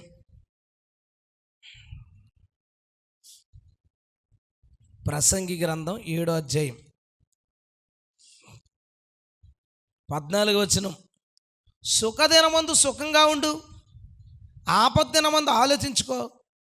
తాము చనిపోయిన తర్వాత జరుగుదాన్ని నరులు తెలుసుకోకుండా ఉండడానికి దేవుడు సుఖదుఖాలని జతపరిచి ఉన్నాడు. దేవుడు ఏం చేశాడంటే సుఖాన్ని దుఃఖాన్ని కలిపాడట. ఎందుకు కలిపాడట? చచ్చిపోయిన తర్వాత జీవితం ఎలా ఉంటుంది, అసలు మనిషి మానవ బ్రతికేంటి, మానవ ఆలోచన ఏంటి అనే దాని గురించి నువ్వు ఆలోచించుకుంటే, అమ్మో చచ్చిపోయిన తర్వాత పాతాళం నరకం ఉందంటే నీ అసలు స్వభావం బయటికి రాదు. నీ అసలు స్వభావం, నీ జీవితం ఎప్పుడు బయటకు వస్తుందంటే కష్టాలు సుఖాలు రెండు కలిసి ఉన్నప్పుడు. ఒకరు కష్టాల్లో మంచిగా ఉంటారు, సుఖాల్లో వాళ్ళకంటే దౌర్భాగ్యమైన బ్రతుకు ఇంకొకటికి ఉండదు. ఒకడు సుఖంగా ఉన్నప్పుడు మంచి భక్తి చేస్తాడు, కష్టం రాగానే వెంటనే దేవుడిని వదిలేసి భక్తి వదిలేసి పోతాడు. మరి నీ స్వభావం ఏంటి? అందుకని దేవుడు ఏం చేస్తాడంటే కష్టాలు సుఖాలు కలిపి పెడతాడట. పెట్టిన వాళ్ళు ఎవరండి? దేవుడే. దేవునికి స్తోత్రం. తల్లిదండ్రులేమో పిల్లలకి కష్టం రాకూడదు అనుకుంటారు, అది దేవుని సిస్టం కాదు. దేవుని సిస్టం కష్టాలు సుఖాలు రెండు కలిసి మన జీవితంలోకి వస్తాయి. మన జీవితంలో రెండు నడుస్తాయి. నష్టం ఉంటుంది, లాభం ఉంటుంది, కష్టం ఉంటుంది, సుఖం ఉంటుంది, ఆరోగ్యం ఉంటుంది, అనారోగ్యం ఉంటుంది. అన్నీ రెండు కలిసి మన జీవితంలోకి వెళ్తాయట. చాలామంది క్రైస్తవులు తమ పరిశుద్ధత లేదా తమ విశ్వాసాన్ని ఎందుకు కాపాడుకోలేకపోతున్నారంటే, ప్రసంగం చేసే సేవకులు యేసు ప్రభువుని నమ్ముకుంటే కష్టాలు పోతాయి, దుఃఖాలు పోతాయి, వేదనలు పోతాయి, అప్పులు పోతాయని మాత్రమే చెప్తున్నారు. రే నాయనా, నీ రెగ్యులర్ లైఫ్లో నీకు వచ్చే కష్టాలు బాధలు ఏవైతే ఉన్నాయో, అందరికీ ఏవైతే వస్తాయో నీకు కూడా అవన్నీ వస్తాయి. మరి యేసు ప్రభువుని నమ్ముకుంటే స్పెషల్ ఏంటట? ఏంటి మనకు వచ్చే అడ్వాంటేజ్ అంటే, ఓ మాట, ఓ క్యాస్ట్ సర్టిఫికేట్ కావాలి. పూర్వం సిస్టమ్ అనుకోండి, ఎంఆర్ఓ సంతకం పెట్టాలి. మొత్తం దానికి ఒక పెద్ద లిస్ట్ ఉంది, చాలా పెద్ద లైన్ ఉంది. లైన్ ఉన్నప్పుడు నీకు తెలిసిన వాళ్ళు ఎవరన్నా ఉన్నారనుకోండి, ముందు నీ దానికి సంతకం అయిపోద్ది. తెలియని వాళ్ళు ఉన్నారనుకోండి, వెనకాల అవుతుంది. నేను జనరల్గా ఓటేయనంటే ఓటేయడానికి నేను వ్యతిరేకని కాదు. నేనేంటే టైం సరిపోదు, మన ఇళ్ళాలు నిలబడాలి, పెద్ద పని. మొన్న ఎలక్షన్లో, దీని ముందు ఎలక్షన్లో మా వీధిలో ఒకడు ఉంటాడు, నాకు బాగా తెలుసు. వాడు, బావా నేను పార్టీ కోసం తిరుగుతున్నాను, నువ్వు ఆ పార్టీకి ఓటేయాలన్నాడు. ఎద్దునరా, నాకేమి పలానా, నాకు ఏ పార్టీ ఆ పార్టీ ఆ సెక్షన్ లేదు. మన ప్రభుత్వం పరలోకంలో ఉంది, దేవుని స్తోత్రం. మన పౌరసత్వం అక్కడ ఉంది, ఇక్కడ ఏదో వేసుకుంటాను తప్ప అది నా మైండ్. ఎవరున్నా సరే దేవుడే మనల్ని చూసుకోవాలి, అది తిరగలేదు. అయితే ఇలా టైం వేస్ట్ అయిపోద్దంటే, బావా నువ్వు కనుక నేను చెప్పిన దానికి ఓటేస్తానంటే నేనే దగ్గరుండి ఇస్తానన్నాడు. సరే, నాకు బాగానే అనిపించింది. 10 నిమిషాలు ఏముందరో వచ్చేసాడు. ఈడేం చేశాడు, నాకు ఫోన్ చేశాడు, నేను చేస్తాను అప్పుడు వచ్చా అన్నాడు. నేనేదో వర్క్ చేసుకుంటున్నాను, టైంకి ఫోన్ చేశాడు, వెళ్ళిపోయాను. వెళ్ళిపోగానే ఈడు వచ్చేసాడు అంటే వీళ్ళందరూ కూడా ఎవడ పెద్ద వస్తుందిలా ఉంది ఈడు అడిగి లోపల తీసుకెళ్ళి ఏం చేశాడు. అది ఓడిపోయింది అనుకో, అది వేరే విషయం, మనం ఏం చేయలేము దానికి, అది మన చేతుల్లో కాదు. కానీ తెలిసినోడు ఉండడం వలన పని బేగా అయ్యింది. నేను చెప్పేది అది. యేసు ప్రభువుని నమ్ముకోవడం వల్ల అడ్వాంటేజ్ ఏంటంటే కష్టాలు రావని అంటలేదు, కానీ అందులో సులువుగా బయటకు వచ్చేస్తాం. దేవుని స్తోత్రం. యేసు ప్రభువుని నమ్ముకున్నవాడైనా సరే 10th పాస్ అవ్వాలంటే ఎగ్జామ్ రాయాలి. సిస్టమ్, దేవుడు సిస్టమ్ని డిస్టర్బ్ చేయడు. ఎప్పుడు సిస్టమే మన కోసం సిస్టమ్ని సింప్లిఫై చేస్తాడు. సులువుగా, అదే దాంట్లోంచి సులువుగా బయటకు వచ్చేలాగా, అదే పని సింపుల్గా అయిపోయేలాగా, అదే సంతకం త్వరగా అయిపోయేలాగా, లేదా అదే మనకు రావాల్సిన పథకం లేదా మరేదైతే ఉందో అది పెద్దగా కష్టపడకుండా కొంత సులువుగా వచ్చేలాగా, లేదా అదే కంపెనీలో జాబు నువ్వు వెతకకుండా ఇంకా సులువుగా వచ్చేలా చేస్తాడు తప్ప ప్రతిదీ మాత్రం సిస్టమ్ ఫాలో అవ్వాల్సిందే. ఆ సిస్టంలో కష్టాలు సుఖాలు కలిసి ఉన్నాయి. దేవుడు చూడలేదు అనుకోక. ఎప్పుడైనా దేవుని స్వభావం ఏంటంటే సిస్టమ్ని పాడు చేయడం. అందరూ ఆ సిస్టంలో వెళ్ళాలి. ఆ సిస్టంలో నీవు పర్ఫెక్ట్గా రావడానికి లేదా నువ్వు గెలవడానికి కొన్ని వెసులుబాట్లు మాత్రం చేస్తారు, రికమెండేషన్ చేస్తారు. అది నేను చెప్పాలి సింపుల్గా. మన లైఫ్లో కష్టాలు సుఖాలు రెండు కలిసే ఉంటాయి. ఒక్కొక్కసారి అప్పు రావచ్చు, ఒక్కొక్కసారి కొంత డబ్బులు రావచ్చు. యేసు ప్రభు నమ్ముకున్నా ఇవన్నీ నీ దగ్గర ఉంటాయి, కానీ వాటన్నిటిలో ఇబ్బందికరమైనవి ఏవైతే ఉన్నాయో అవి త్వరగా పోతాయి, సంతోషకరమైనవి ఏవైతే ఉన్నాయో అవి ఎక్కువ కాలం నీ దగ్గర ఉంటాయి. దేవునికి స్తోత్రం. కానీ రెండూ కలిసే ఉంటాయి. ఎందుకంటే దేవుడు సిస్టమ్ని ఎప్పుడు పాడు చేయడు. ఓ సిస్టమ్ పెట్టాడు, ఆ సిస్టంలోనే అది కొనసాగిపోతుంది. ఇది ఆయన స్వభావం. ఎప్పుడైనా నీ జీవితంలో ఏదైనా ప్రాబ్లం వచ్చి పడినప్పుడు దేవుడు చూడలేదు అనుకోవద్దు. అది సహజం. కష్టాలు రావడం, బాధలు రావడం, ఇబ్బందులు రావడం అది సహజం. ఎప్పుడైనా ఎవరైనా లేచి సాక్ష్యం చెప్పేటప్పుడు ఇలాగా పుట్టిన బిడ్డ చాలా ప్రమాదంలో వెళ్ళిపోయాడండి, కానీ అందరూ ప్రార్థన చేసాం, దేవుడు అద్భుతం చేశాడు, బిడ్డ బ్రతికాడు అంటారు. ఓకే, బాగానే ఉంది. ఇది మంచా చెడా? చెప్పండి. మంచే. కానీ మంచి రావాలంటే ముందేం జరిగింది? పిల్లవాడు సివియర్ కండిషన్కి వెళ్ళిపోయాడు. యేసుప్రభు నమ్ముకున్న వాళ్ళు పిల్లలు ఎందుకు అలా ఉండాలంటే అద్భుతం జరగడానికి. ఆమేన్ చెప్తాం. హల్లెలూయా. అంతే, ఇంకొకటి ఏం లేదు. కానీ అన్నీ కూడా నీ జీవితంలోకి వస్తానే ఉంటాయి. నువ్వు కంగారు పడద్దు. దేవుడు అన్నీ చూస్తున్నాడు. సులువుగా నిన్ను దాంట్లోంచి బయటికి లాగేస్తాడు. హల్లెలూయా. ఇది దేవుని స్వభావంలో రెండోది. నెంబర్ 3, కొన్నిసార్లు దేవుడు, ఇది బాగా వినండి, కొన్నిసార్లు దేవుడు మనకు దర్శనం ఇస్తాడు. ఆ దర్శనం మర్చిపోకుండానే ఇంకొకరి ద్వారా ఆ విషయం మాట్లాడుతుంటాడు. అది మర్చిపోకుండానే బైబిల్ దిగానే దాని గురించే వాక్యం వస్తుంది. అమ్మో, దేవుడు నన్ను ఇది చేయమంటున్నాడు, దేవుడు ఇది చేయమంటున్నాడు అనుకో, ఆదివారం ప్రసంగం అదే సబ్జెక్ట్ మీద వచ్చేస్తుంది. నువ్వు ఫిక్స్ అయిపోతావు. దేవుడు ఖచ్చితంగా ఇది చెయ్యమని అంటున్నాడు, ఇది కట్టమంటున్నాడు, లేదా ఇది మానేయమంటున్నాడు, లేదా ఇది నన్ను సేవకి వెళ్ళిపోమంటున్నాడు. క్లియర్గా మాట్లాడేస్తాడు. స్పష్టంగా వచ్చేస్తాయి దర్శనాలు. స్పష్టంగా ప్రవచించే వాళ్ళు వచ్చి దేవుడు నీతో మాట్లాడుతున్నాడు, నిన్ను దేవుడు సేవకు పిలుస్తున్నాడు. వీడు ప్రిపేర్ అయిపోతాడు, తట్టపొట్ట సర్దేసుకుంటాడు, నేను సేవకి వెళ్ళిపోతాను. కానీ నువ్వు రెడీ అయిపోగానే, సిద్ధపడిపోగానే దేవుడు దాని గురించి మాట్లాడడం మానేస్తాడు. అన్ని విషయాల్లో కాదు, కొన్ని పర్టికులర్ సందర్భాలు చెప్తున్నాను నేను మీకు. అది మాట్లాడడం మానేస్తాడు. ఎంత అడిగినా మాట్లాడ్డు దాని గురించి తప్ప అన్నిటికీ ఆన్సర్ వస్తుంది. సరే అని వదిలి మన పని మనం చేసుకుంటా పోతుంటాం. 2 ఏళ్ళు 3 ఏళ్ళు 4 ఏళ్ళు అయిపోద్ది. అయిపోయిన తర్వాత సడన్గా దానికోసం మాట్లాడతాడు, నువ్వు అక్కడికి రావాలి అని. అప్పుడు నీకు ఆ పాత అన్నీ ట్రిగర్ అవుతాయి. నిజమే, దేవుడు నాకు అప్పుడు ఆ దర్శనం ఇచ్చాడు, ఇలా మాట్లాడాడు, అలా మాట్లాడాడు. వెంటనే నువ్వు వెళ్ళిపోతావు. ఎందుకు ఇలా చేయాలా చెప్తాను. ఎందుకు ఇలా చేయాలంటే ఆయన ఆలోచన విధానం ఎలా ఉంటుందో చెప్తాను. ఇప్పుడు నాకు 2012లో ఒక దర్శనం వచ్చింది. ఆ దర్శనంలో ఏంటంటే, ఒక వ్యక్తి ఏవో పట్టుకుని వెళ్ళిపోతున్నాడు బండిలు. అందులోంచి ఒక పుస్తకం జారి పడిపోయింది. ఎప్పుడో మీకు చెప్పాను కూడా. జారి పడిపోతే నేను పరిగెత్తుకెళ్ళి ఆ పుస్తకాన్ని పట్టుకుంటే అది ఒక మ్యాగజైన్. దాన్ని తిప్పి చూస్తే క్రిస్టియన్ మిర్రర్ అని ఉంది దాని మీద పేరు. అంటే నేను మెలకు వచ్చింది, దేవుడు నన్ను ఒక మ్యాగజైన్ రాయమంటున్నాడు, నన్ను మ్యాగజైన్ చేయమంటున్నాడు అని నాకు అర్థమయ్యి, అక్కడి నుంచి మ్యాగజైన్ ఎలా చేయాలి, ఎలా రిజిస్టర్ చేసుకోవాలి, రాజమండ్రి ఆఫీసులు, ఈ ఆఫీసులు, అప్లికేషన్లు, వాళ్ళతో సంతకాలు, వీళ్ళతో సంతకాలు, అన్ని రికమెండేషన్లు, ఎక్కడికి వెళ్ళాలో మాట్లాడేవాడు, నేను ఎవరితో మాట్లాడతానో ముందు చూపించేవాడు, వాళ్ళు ఏమంటారో చూపించేవాడు. అంతా బాగుంది. ఒక 5 నెలలు అయిపోయింది, మాట్లాడడం మానేడు దాని గురించి. 2012లో ఇంకేమీ లేదు. అప్లికేషన్లు ఒక 8 రకాల అప్లికేషన్లలో ఆధార్ కార్డులు, ఓటర్ ఐడీలు, ఇవన్నీ జిరాక్స్లు ఉంటే నా ఓటర్ ఐడి పాడేసాను. ఓటే లేనివాడికి ఓటర్ ఐడి ఏముంటుంది? పాడెత్తే ఎప్పుడు ఓటర్ ఐడి కావాలన్నా అప్లికేషన్లో ఉంటే ఒకటి చింపేసి ఇచ్చేవాడిని. సత్యాగా గుర్తుంటుంది. ఇంత తుట్ట ఉండేది. అందులో చింపేసి ఆధార్ కార్డు అంటే జిరాక్స్ ఎందుకు ఇవని. తర్వాత 2018, 17 అనుకుంటా మళ్ళీ దేవుడు మాట్లాడాడు. అప్పుడు రివైవల్ క్రిస్టియానిటీ పేరుతో మ్యాగజైన్ స్టార్ట్ చేశాను. హల్లెలూయా. రివైవల్ క్రిస్టియానిటీ పెట్టేటప్పుడు ఏంటనుకుంటున్నావు? క్రిస్టియన్ మిర్రర్ అంటే ఏంటి? ప్రస్తుత క్రైస్తవ్యాన్ని అద్దంలో చూపించినట్టు చూపించడం. దాన్ని అంటే దేవుడు నాకు ఏం చెప్పాడంటే, నువ్వు మ్యాగజైన్ చేయాలి, ఆ మ్యాగజైన్లో ప్రజెంట్ క్రిస్టియానిటీ పరిస్థితిని చూపించాలి. నిజంగా ప్రస్తుత దుర్బోధలు ఉన్న పరిస్థితి, దానికి సంబంధించిన మ్యాగజైన్ చేయగలిగాం. ఒక 10 ఎడిషన్లు ప్రభు చెప్పాడు, 10 ఎడిషన్లు చేసాం. ప్రతి నెల 70,000 రూపాయలు పెట్టి ప్రింటింగ్ చేసి, 30,000 రూపాయలు పెట్టి స్టాంపులు అంటే ఇచ్చి, ₹1,00,000 ప్రతి నెల ఖర్చు పెట్టి మ్యాగజైన్ చేయగలిగాను. దేవుని స్తోత్రం. ఎందుకు అదే విషయాన్ని డైరెక్ట్గా 2017లోనే చెప్పచ్చు కదా? 12లో ఎందుకు చెప్పాడు? ఎందుకు చెప్పాడు? నేను ప్రభుని 2004లో నమ్ముకున్నాను, 2005లో నాతో మాట్లాడాడు. 2005లో నాతో ఏం మాట్లాడాడో తెలుసా? నువ్వు సేవ చేయాలని.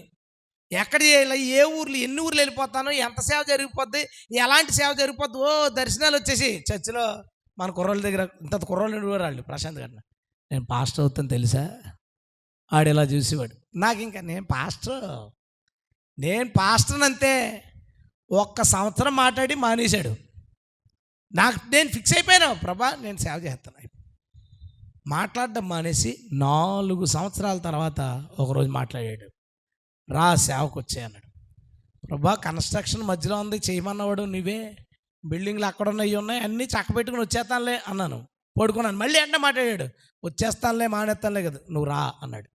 లేచాను, వచ్చేసాను, స్తోత్రం అనుకున్నాను, వచ్చేసాను అంతే. హల్లెలూయా. 2009 డిసెంబర్లో మాట్లాడాడు అనమాట. వచ్చే డైరెక్ట్గా 2009 డిసెంబర్లోనే చెప్పచ్చు కదా, 2005లో ఎందుకు చెప్పాడు? ఆయన సైకాలజీ ఏంటి చెప్తాను చూడు. దేవుడు నాతో ఈ పరిచర్య చేయాలనుకున్నాడు కదా, అనుకున్నవాడు 2010 నుంచి పరిచర్య చేయాలనుకున్నప్పుడు 2009 డిసెంబర్లో కనుక నాతో మాట్లాడితే నేను ఒప్పుకోకపోతే అంత నేను చేయనంటే, దానికి నేను లోపడిన పార్ట్ టైం చేస్తానంటే, అప్పటికప్పుడు దేవుడు ఇంకొకరిని ఎత్తుకోవాలా. అందుకే దేవుడు ఏం చేస్తాడనుకున్నావు, 2005లో చెప్పేసి ఒప్పించాడు, పక్కనెట్టాడు. కావాల్సినప్పుడు ఆడుకుందాంలే, కచ్చిపేసానంటారు కదా, కచ్చిపేసి వదిలేస్తాడు. అలాగా 2017లోనే మ్యాగజైన్ గురించి చెప్పచ్చు కదా. అప్పుడు చెప్తే బాబాయ్ బోల్డ్ అంత డబ్బు ఖర్చు, రాయాలి, ఇవన్నీ చాలా పెద్ద పని, నేను చేయలేను అని అంటే అప్పటికప్పుడు ఇంకొకరిని ఎత్తుకోవాలి.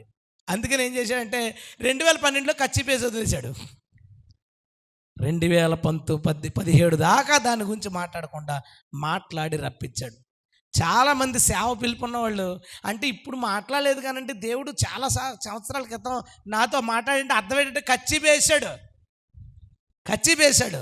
ఒక టైం వస్తుంది, ఆ టైంలో అప్పుడు ఒప్పించేస్తాడు. ఆడు ఒప్పుకునేదాకా చాలా టైం వెంటాడతాడు. 3 సంవత్సరాలు 2 సంవత్సరాలు ఒప్పుకునేదాకా వెంటాడి, ఒప్పుకున్న తర్వాత మాట్లాడు. అప్పుడు ఒక టైం వస్తుంది, ఆ టైంలో ఒప్పుకున్నవాడు కాబట్టి అన్నిటినీ గుర్చేసి తీసుకొస్తాడు. ఇది దేవుని స్వభావం. ఎవరి దగ్గరైనా దేవుడు ఏదైనా చెప్పి ఒప్పించిన తర్వాత మాట్లాడడం మానేస్తే నా కళ్ళేమో భ్రమేమో అనుకోకండి, ఫిక్స్ అవ్వండి. ఏదో ఒక రోజు ఆ పిలుపు వస్తుంది, ఆ పని నువ్వు చేస్తావు. దేవునికి స్తోత్రం. హల్లెలూయా. దేవుడిని చాలామంది మోసం చేశారు. ఆదికాండం నుంచి చదివితే దేవుణ్ణి చాలామంది మోసం చేశారు. అందుకని దేవుడు తెలివితేటలు పెంచేసుకుని ముందన్నీ రెడీ చేసుకుని పెట్టుకుని సరైన టైంలో ఆ ఆయుధాలని వాడతాడనమాట. ఇది ఆయన స్వభావం యొక్క 3వ లక్షణం. మీ జీవితంలో ఇలాంటి సందర్భం కనుకుంటే మీకు అర్థమవుతుంది. ఓకే, ఇది ఎందుకు ఇలా చేశాడనమాట. నీకు స్తోత్రం ప్రభు అని స్తోత్రం చెప్దామా? హల్లెలూయా. నెంబర్ 4, ఈయన స్వభావం ఎలాంటిది తెలుసా? ఈయన ఎలాంటి వాడు చెప్పనా? నీకో దర్శనం వచ్చింది. ఏంటంటే అరుగు మీద చిన్న కూటం పెట్టుకుని పాస్టర్ గారిని తీసుకొచ్చి వాక్యం చెప్తున్నట్టు రాగానే కూటం పెట్టమన్నాడు దేవుడని, పాస్టర్ గారు కూటం పెట్టుకుంటానండి అంటాం. సరే అన్నాను అనుకోండి. ఇప్పుడు ఏంటో తెలుసా, ఈలోపు ఎవరొకరు వచ్చి అరుగు మీద ఏం పెడతావు, ఎదురుగుంట ఖాళీ ఉంది కదా, ఆ ఖాళీలో పెట్టి అంటది. సర్లే అనుకుంటుంది. ఈలోపు ఇంకొకరు వచ్చి పాస్టర్ గారు వస్తున్నారు కదా, చుట్టాలందరినీ పిలవచ్చు కదా కూటానికి అంటది. సరే అని చుట్టాలందరికీ చెప్తుంది. ఎంతమంది వస్తున్నారు, కుర్చీలు టెంట్ సరిపోద్ది, కొంచెం పెద్ద టెంట్ వేసి కొంచెం ఎక్కువ కుర్చీలు వేయి అంటారు. సరే అంటది. ఈలోపు ఇంత పెద్దది పెట్టి ఆర్కెస్ట్రా లేకపోతే అలాగా 2000 రూపాయలకి ఆర్కెస్ట్రా వచ్చేస్తుందంటే 2000 పోల్ని ఎంత పెడతాను కదా అని ఆర్కెస్ట్రా తెస్తుంది, స్టేజ్ తెస్తుంది, పెద్ద కూటం జరిగిపోతాయి. కూటం జరిగిపోయినప్పుడు దేవుడు నేను ఇంత అనుకోలేదు, ప్రభు ఇంత గొప్పగా చేశాడు, ప్రభుకి స్తోత్రం అంట. ఇప్పుడు ఇంటికి వెళ్ళి అడుగు నువ్వు, ప్రభా ఫస్ట్ నేనే ఇది చూపించచ్చు కదా. ప్రభు అంటాడు, ఫస్ట్ నేను చూపిస్తే పెడతావు నువ్వు? అంత పెద్ద కోటను చూపించగానే నువ్వేమనుకుంటావు, ఇంత పెద్ద కోట నేను పెట్టాలంటే ఒక 50,000 దాచుకోవాలి, చుట్టాలను పిలుచుకోవాలి, ఇదంతా చాలా తర్వాత తతంగం అనుకుని నువ్వు ఒప్పుకోవు. అందుకే దేవుడు ఏం చేస్తాడు, చిన్నది అరుగు మీద కోటలో చూపిస్తాడు, నువ్వు దూకేస్తావు అందులోకి. దూకిన తర్వాత తలుపు ఓపెన్ చేసి తలుపు ఓపెన్ చేసి తలుపు ఓపెన్ చేసి తలుపు ఓపెన్ చేసి పెద్ద పని నీతో చేయిస్తాడు. హల్లెలూయా. నా లైఫ్లో మనం చాలా షార్ట్ ఫిల్మ్లు చేసాం, సాంగులు చేసాం కదా. అందులో ఇది నా లైఫ్ టైం అచీవ్మెంట్, నా లైఫ్ టైం అచీవ్మెంట్ ఇది చేసిన తర్వాతనే నీ మినిస్ట్రీ ఆపేసినా పర్లేదు, లేదా నా లైఫ్ ఆగిపోయినా పర్లేదు రా బాబు, ఇది పూర్తి చేస్తే చాలు అనుకున్న షార్ట్ ఫిల్మ్ ఏంటంటే మ్యాన్ ఆఫ్ గాడ్. డ్యూరేషన్ అంతది 2 గంటల చిల్లరే. షార్ట్ ఫిల్మ్ అనకూడదు దాన్ని, చాలా లాంగ్ ఫిల్మ్ అది. దానికి దర్శనం ఏమొచ్చింది తెలుసా? డ్యూరేషన్ కనపడుతుంది 15 నిమిషాలు యూట్యూబ్లో దర్శనంలో అనమాట. 3 కూర్చుని మాట్లాడుకుంటున్నారు, అరే నా సేవలో ఇలా జరిగింది, నా సేవలో ఇలా జరిగిందని మాట్లాడుకుంటున్నారు. దర్శనం రాగానే ఓకే 3 ఉంటారు, 3 సేవకి వెళ్తారు, 3 పావు గంట 20 నిమిషాలు నేను వెళ్తా.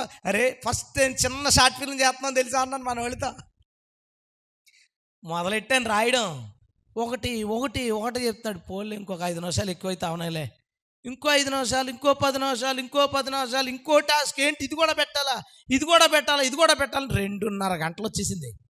ఆ కంప్యూటర్ పనిచేసేది కాదు, అది ఇబ్బంది పెట్టేసేది. ఎంత బాధపడి బాబోయ్ ఇది అవుతుందా, అలా పక్కన గ్రీన్ మ్యాట్ ఎప్పుడు చేయలేని బోల్డ్ అంత గ్రీన్ మ్యాట్ వరకు ఆ ఫిల్మ్ అంతా చేసి రిలీజ్ చేసిన తర్వాత నేను అన్నాను దేవుడితో, ప్రభా ఇది దారుణం కదా, నువ్వు నాకు ఎంత చూపించావు. అప్పుడు అన్నాడు అనమాట, ఇంత చెప్తే నువ్వు చేస్తావా అని. అప్పుడు అర్థమైంది, నువ్వు ఎలాంటోడు అనమాట, నువ్వు ఎలాంటోడు అనమాట. మోషేతో, మోషే ఇశ్రాయేలీయులను ఐగుప్తులోంచి బయటకు తీసుకురావాలి. ఇంకేమన్నా చెప్పాడా? చదివారా? ఇంకేమన్నా చెప్పాడా? చెప్పలా. దానికే ఏమన్నాడు ఆ సారా, నాకు మాట్లాడడం రాదు, మా ఇంట్లో ఒప్పుకోరు, మా చుట్టాలు ఒప్పుకోరు, పట్టాలు ఒప్పుకోరు, బోళ్ళు కథ చెప్పాడు. నీకెందుకు అహరోన్ని ఇస్తాను కదంటే ఏమనుకున్నాడు? అహరోను మాట్లాడుకుంటాడులే అనుకున్నాడు. అహరోను మోసి వెళ్ళారు వచ్చారు, అహరోను మోసి వెళ్ళారు వచ్చారు, 3వసారి అహరోను ఖాళీ లేదన్నాడు, మోసి వెళ్ళిపోయాడు. తర్వాత నుంచి అహరోను రావట్లేదన్న విషయం మర్చిపోయాడు, వెళ్ళిపోతున్నాడు వచ్చేస్తున్నాడు, వెళ్ళిపోతున్నాడు వచ్చేస్తున్నాడు. అద్భుతాలు జరిగిపోయినాయి. తర్వాత యెరూషలేము నుంచి ఐగుప్తులోంచి అందరూ బయటకు వచ్చేస్తాడు. అనుకుని ఉంటాడు ఏమని, టాస్క్ కంప్లీటెడ్ అని. ఏదైనా ఎర్ర సముద్రం ఉంది, టాస్క్ మళ్ళీ రీస్టార్ట్. ఎర్ర సముద్రం దాటి బయటికి వెళ్ళి అమ్మ టాస్క్ కంప్లీటెడ్ అనుకున్నాడు. కాదు, కంప్లీట్ అవ్వలేదు. అరణ్యంలో 40 సంవత్సరాలు 20 లక్షల పైచీలకి జనాలకి 40 సంవత్సరాలు ఒకే ఒక్క నాయకుడి కింద ఉన్నాడు మోషే. దేవుని స్తోత్రం. ఇదే మాట కనుక ఆ కొండ మీద చెప్తే ఆ మండుతో పొదలో దూకే చచ్చిపోదును. నేను చేయలేనురా బాబు అని ఏమన్నాడు, నువ్వు వెళ్ళు వాళ్ళని తీసుకుని వచ్చేస్తావు అంతే, ఏముంది పెద్ద, నీకు కావాలంటే ఆరోన్ ఇస్తున్నాను కదా, ఇదిగో ఎలాంటి అద్భుతాలు చేస్తావు చూడు నువ్వు అంటే, ఈ చెయ్యి తెల్లగా నల్లగా అయిపోతుంటే కర్రపాము అయిపోతుంటే ఓసోసి ఎంత అనుకున్నాడు. కానీ మోషే ఏం చేయలేడో మోషే చూస్తున్నాడు, మోషే ద్వారా ఏం చేయగలడో దేవుడు చూస్తున్నాడు. దేవుని స్తోత్రం. హల్లెలూయా. చిన్నగా చెప్తాడు దేవుడు, ఎప్పుడు చిన్నగా చెప్తాడు, చిన్నగా చూపిస్తాడు.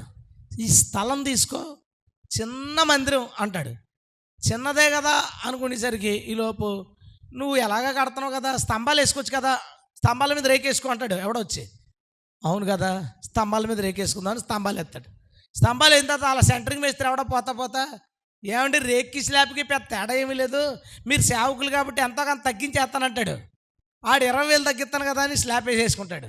ఈ స్లాబ్కి అక్కడి నుంచి డబ్బులు ఇచ్చిన తర్వాత అంతా కట్టేసిన తర్వాత, ప్రభువా చిన్న పాక కట్టుకుంటే సుఖంగా అయిపోయింది కదా, ఇంతెందుకు కట్టించండి, ఇంత జీవిత కడతాడా, ముందుకు వస్తాడా, బీపీ షుగర్ అన్నీ వచ్చేస్తాయి. దేవుని స్వభావం ఏంటో తెలుసా, నీ సామర్థ్యం ఎంతో అంత నీకు చూపిస్తాడు, తన సామర్థ్యం ఎంతో అంత చేసి చూపిస్తాడు. హల్లెలూయా. అది దేవుని స్వభావం.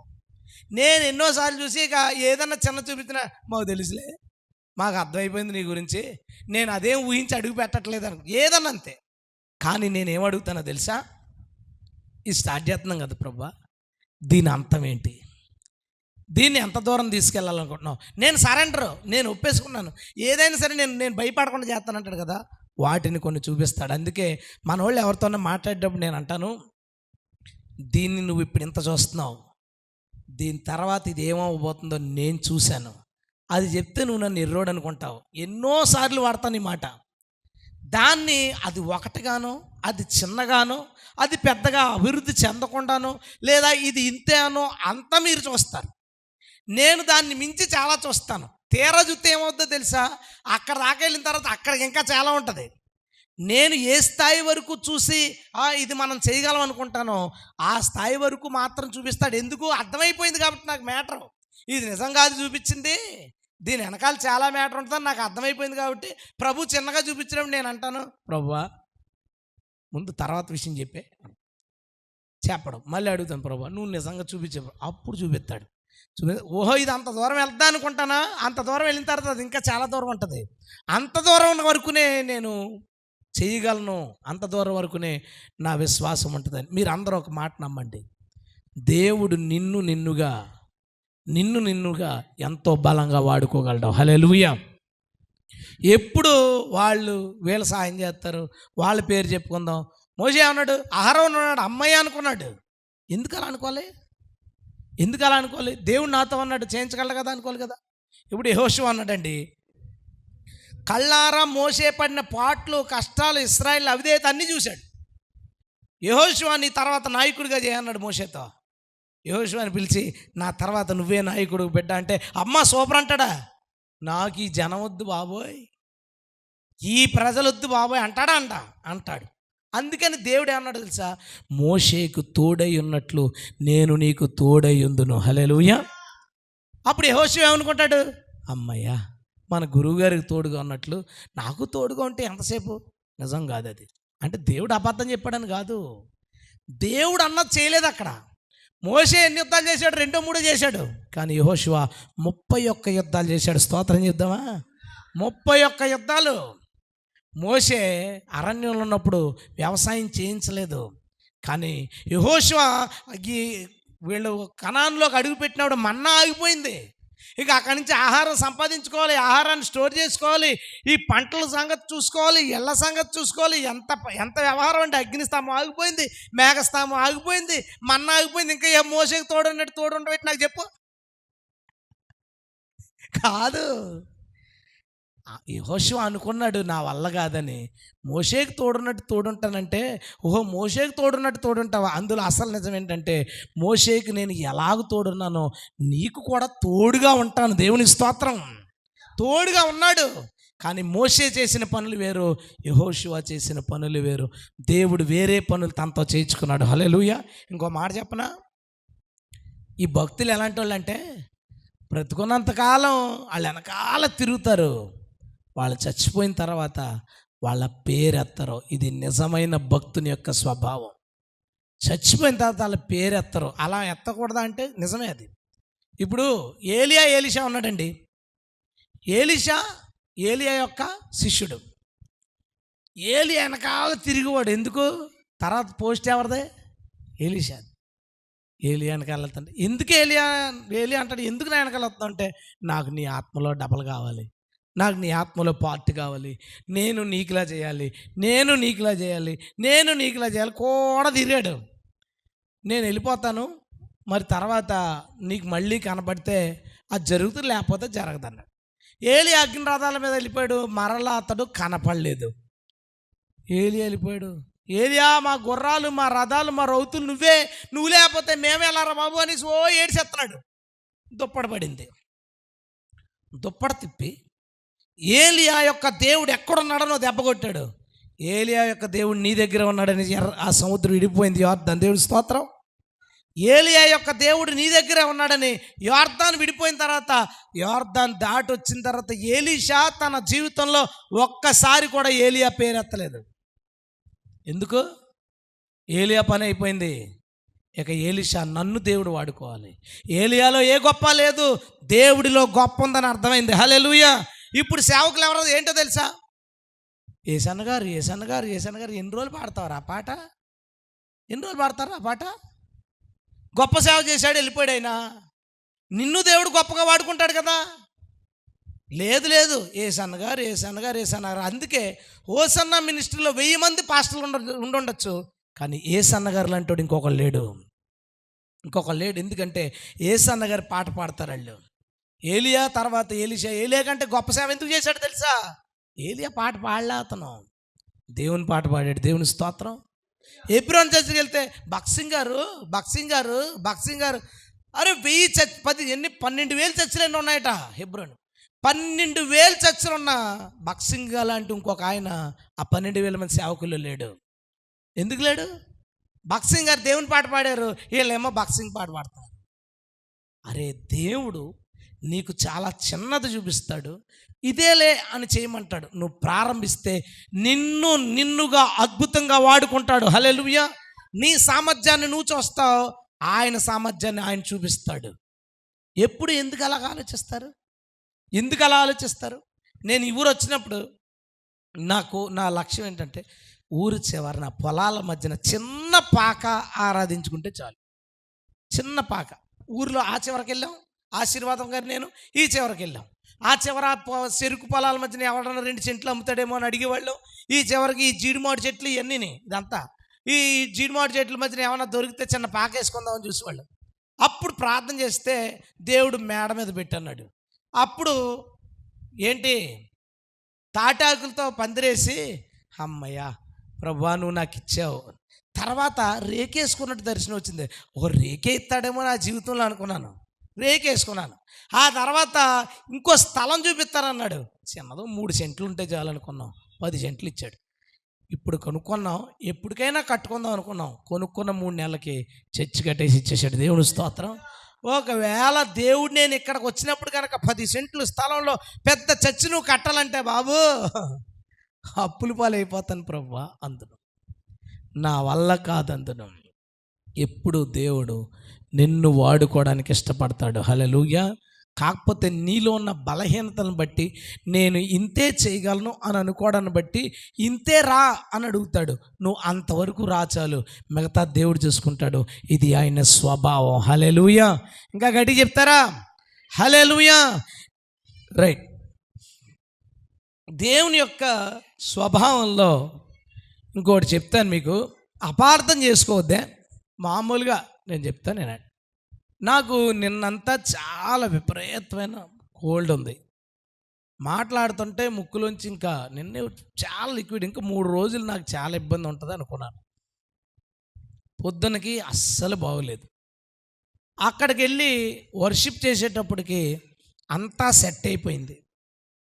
వర్షిప్ చేసేసుకున్నాను, అయిపోయింది. వాక్యం చెప్పేసాం, ఇక్కడ వర్షిప్కి వచ్చేసాం, వాక్యం అయిపోయింది. అయిపోయిన తర్వాత ఇంటికి వెళ్ళేసరికి గాలి తీసిన పొడగలాగా అయిపోద్ది. మళ్ళీ ఇచ్చిన బలం అంతా తీసేసుకుంటాడు, మొత్తం అంతా మళ్ళీ ఏలబడిపోతాం. దీన్ని ఏమంటారు చెప్పండి?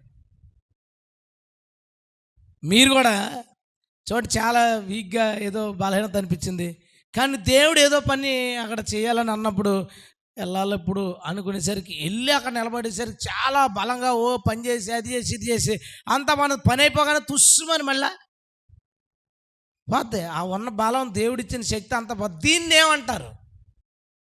వాడుకుని వదిలేయడం కదా, యూజంత్రో కదా, ఈ స్వార్థం కాదా, ఏంటిది ఇది మీ జీవితాలు అనిపించారా? కొంతమంది దేవుడు పని చేసేవాళ్ళు లేదా దేవుని గురించి ఏమైనా చేసేవాళ్ళకి బాగా తెలుస్తుంది.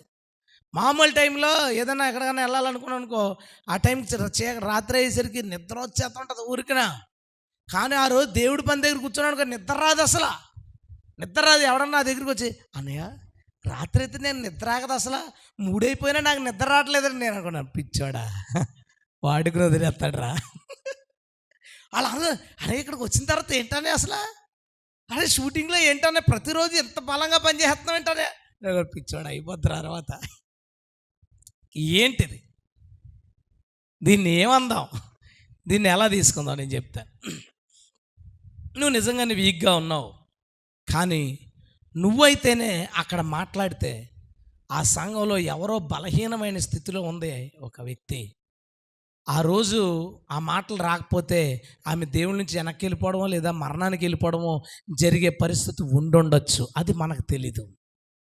ఆ వ్యక్తి ప్రాణాలను కాపాడడానికో లేదా కొంతమందిని ఖచ్చితంగా ఆ రోజు దృఢపరచాల్సిన అవసరం ఉండి దృఢపరచడానికో దేవుడు నీకు శక్తినిచ్చి వాళ్ళని దృఢపరిస్తే అది నీ భాగ్యం కాదా? చెప్పండి, అది మన భాగ్యం కాదా? ఒకవేళ నిజంగానే దేవుడు ఉదయాన్నే నా గొంతు అస్సలు బాగోకుండా కోల్డ్తో చాలా ఇబ్బంది ఉన్నప్పుడు వాక్యం చెప్పేటప్పుడు కూడా అదే ఇబ్బందితో చెప్తే నేను ఏమందును దేవుణ్ణి, ప్రభువా ఉత్తప్పుడు ఎలాగా బలహీనత ఉంది, వాక్యం చెప్పేటప్పుడన్నా నాకు తగ్గిస్తే నీ పని ఇంకా బాగా చేద్దును కదా అని అంటాను కదా. మనం ఎలాంటి వాళ్ళం అంటే, దేవుడు పని చేసేటప్పుడు బలం కావాలని అడిగిది మనమే. ఆ టైంలో బలం ఇచ్చి తీసేసుకుంటే ఆ టైంలోనే మాత్రం ఇచ్చి తర్వాత తీసుకుంటామని అడిగిది మనమే. మనం చెడ్డోళ్ళం, దేవుడు చెడ్డోడా? ఇంకో మాట చెప్పనా, ఒక కాలు బలహీనత ఉందండి, తగ్గట్లేదు, కంటిన్యూగా వస్తుంది. కానీ సడన్గా దేవుడికి సంబంధించిన ఏదో ఒకటి చేయాలి, ఆ చేస్తున్న 2 గంటలు తగ్గిపోయింది, రాలేదనుకోండి, నీకు నొప్పి రావాల్సిన టైంలో 2 గంటలు తగ్గితే నీకు అడ్వాంటేజే కదా, అది నీకు మంచిదే కదా. అది దేవుడు నీకు సపోర్ట్ చేస్తున్నాడు, నీ బలహీనతల్లో కూడా బలంగా ఆయన పనిచేయడానికి, నీ అనారోగ్య పరిస్థితుల్లో, ఇబ్బందికరమైన పరిస్థితుల్లో కూడా ఇంకొంతమందిని దృఢపరచడానికి దేవుడు నీకు సహాయం చేస్తున్నాడు. మనం కొన్నిసార్లు సాక్ష్యాలు వింటాం ఏంటంటే, సడన్గా ఆ రోజండి ఎక్కడో పాస్టర్ గారు వచ్చారు, నా మనసులో ఏముందో ఎగ్జాక్ట్గా దాని గురించే మాట్లాడి నీతోనే మాట్లాడుతున్నానని అన్నాడండి. ఆ దెబ్బకి ఇక దేవుడికి లోబడిపోయిన అంటాడు అతను. ఈ వచ్చి మాట్లాడిన ఆయన ఏదో ఇబ్బందిలో ఉండొచ్చు, ఏదో బలహీనతలో ఉండొచ్చు, కానీ ఈయన ద్వారా మాత్రమే దేవుడు ఆ మాటలు, ఎదుటివారి హృదయాల్లో ఉన్న మాటలు పలికించగలడు. అయితే ఆ వరం ఈయనకి మాత్రమే కనుక ఉంటే ఈయన్ని తీసుకెళ్ళి నిలబెడతాడు. ఈ గొప్ప సాక్ష్యాలన్నీ వినడం వెనకాల ఎంతోమంది బలహీనమైన స్థితిలో కూడా బలంగా పరిచర్య చేయటం దాగి ఉంది. దేవునికి స్తోత్రం, హల్లెలూయా. ఇది దేవుని స్వభావం, అది స్వార్థం కాదు, అది వాడుకుని వదిలేయడం కాదు. అది దేవుడు అలాంటి పరిస్థితుల్లో కూడా నీకు ఆయన ఇచ్చిన భాగ్యం. దేవునికి స్తోత్రం. నువ్వు చేయలేని పరిస్థితిలో కూడా చేయడానికి శక్తినిచ్చి చేసేసిన తర్వాత నిన్ను వదిలేస్తే సంతోషమే కదా. అందరూ యూజ్ ఎంతరో, ఇది స్వార్థం, ఇది అలాగెందుకు అన్నారండి, అలాగెందుకు ఆలోచించారండి మీరు, తప్పు కదా. దేవుడి గురించి అలా మాట్లాడటం తప్పు. నేను ఈ సబ్జెక్ట్ ఎత్తనన్నది అందుకే. సరిగ్గా అర్థం చేసుకోకపోతే వేరే కోణంలో తీసుకుంటారా బాబు దేవుని యొక్క స్వభావాన్ని. కానీ ఒక్క మాట మాత్రం, ఒక రాయిని మనం నమ్ముకుని ఉంటే స్వభావం కోసం మాట్లాడడం, ఒక చెట్టును మనం నమ్ముకుని ఉంటే స్వభావం కోసం మనం మాట్లాడడం. సజీవుని నమ్ముకున్నాం కాబట్టి స్వభావం కోసం మాట్లాడుతున్నాం. హల్లెలూయా. ఆయన స్వభావం, నీ వలన ఎదుటివాళ్ళు బాగుంటారన్నావు, లేదా ఎదుటివాడి వల్ల నువ్వు బాగుంటావని అనుకున్నప్పుడు, ఆ ఎదుటివాడు బలహీనమైన స్థితిలో ఉన్నా, లేదా నువ్వు బలహీనమైన స్థితిలో ఉన్నా, అప్పటికప్పుడు బలాన్ని ఇచ్చి వాడుకుంటాడు. అది అర్థం కాక కొంతమంది, నాతో చాలామంది అంటారు, తీవ్రమైన నడువునే పని, వాక్యం చెప్పేటప్పుడు మాత్రం ఓ బోడి అంత బలం వచ్చేసింది, అంత దూరం ప్రయాణం చేసినప్పుడు బలం వచ్చింది, దేవుడు చూడన్న అప్పుడే ఎత్తడట స్వస్థత, తర్వాత ఇవ్వడట అన్నాడు. అలా చాలామంది అన్నారు. అరే, అది దేవుడు నీకు ఇచ్చిన భాగ్యం. ఆ బలహీనత సమయంలో కూడా దేవుడు నిన్ను వాడుకోవడానికి ఇష్టపడ్డాడు. హల్లెలూయా. ఆ ఇబ్బంది పరిస్థితుల్లో కూడా దేవుడు నీకు సహాయం చేయాలని కోరుకున్నాడు, సహాయం చేశాడు. ప్రభుకే మహిమ. హల్లెలూయా. ఇంకా గట్టిగా చెప్తామా హల్లెలూయా. ఎప్పుడైనా మీ లైఫ్లో అలాంటి సందర్భాలు జరిగినప్పుడు అస్సలు వేరే విధంగా అనుకోకండి. ఇంకోలా అంటారు, ఏంటో తెలుసా, చర్చ్ కడుతున్నారు, ఒక 5,000 ఇద్దామని ఉంది, కానీ డబ్బులు లేవు, ఉంటే బాగుంది అనుకుంటారు. అనుకున్న 2-3 రోజులకి ఏంటో అన్నీ కలిసి వచ్చి డబ్బులు వచ్చేస్తాయి. వచ్చిన తర్వాత చర్చికి ఇచ్చేసిన తర్వాత మళ్ళీ అంత మామూలే. అలాంటప్పుడు చూడు, ఆయనకి ఇద్దామనుకుంటే ఏమో డబ్బులు ఇస్తాడా, లేకపోతే ఇలా వదిలేస్తాడా? అరే అదేం కాదు, నీవు లేని టైంలో కూడా సహాయం చేయడానికి నీకు అవకాశం ఇచ్చాడు, అలా ఎందుకు తీసుకోకూడదు?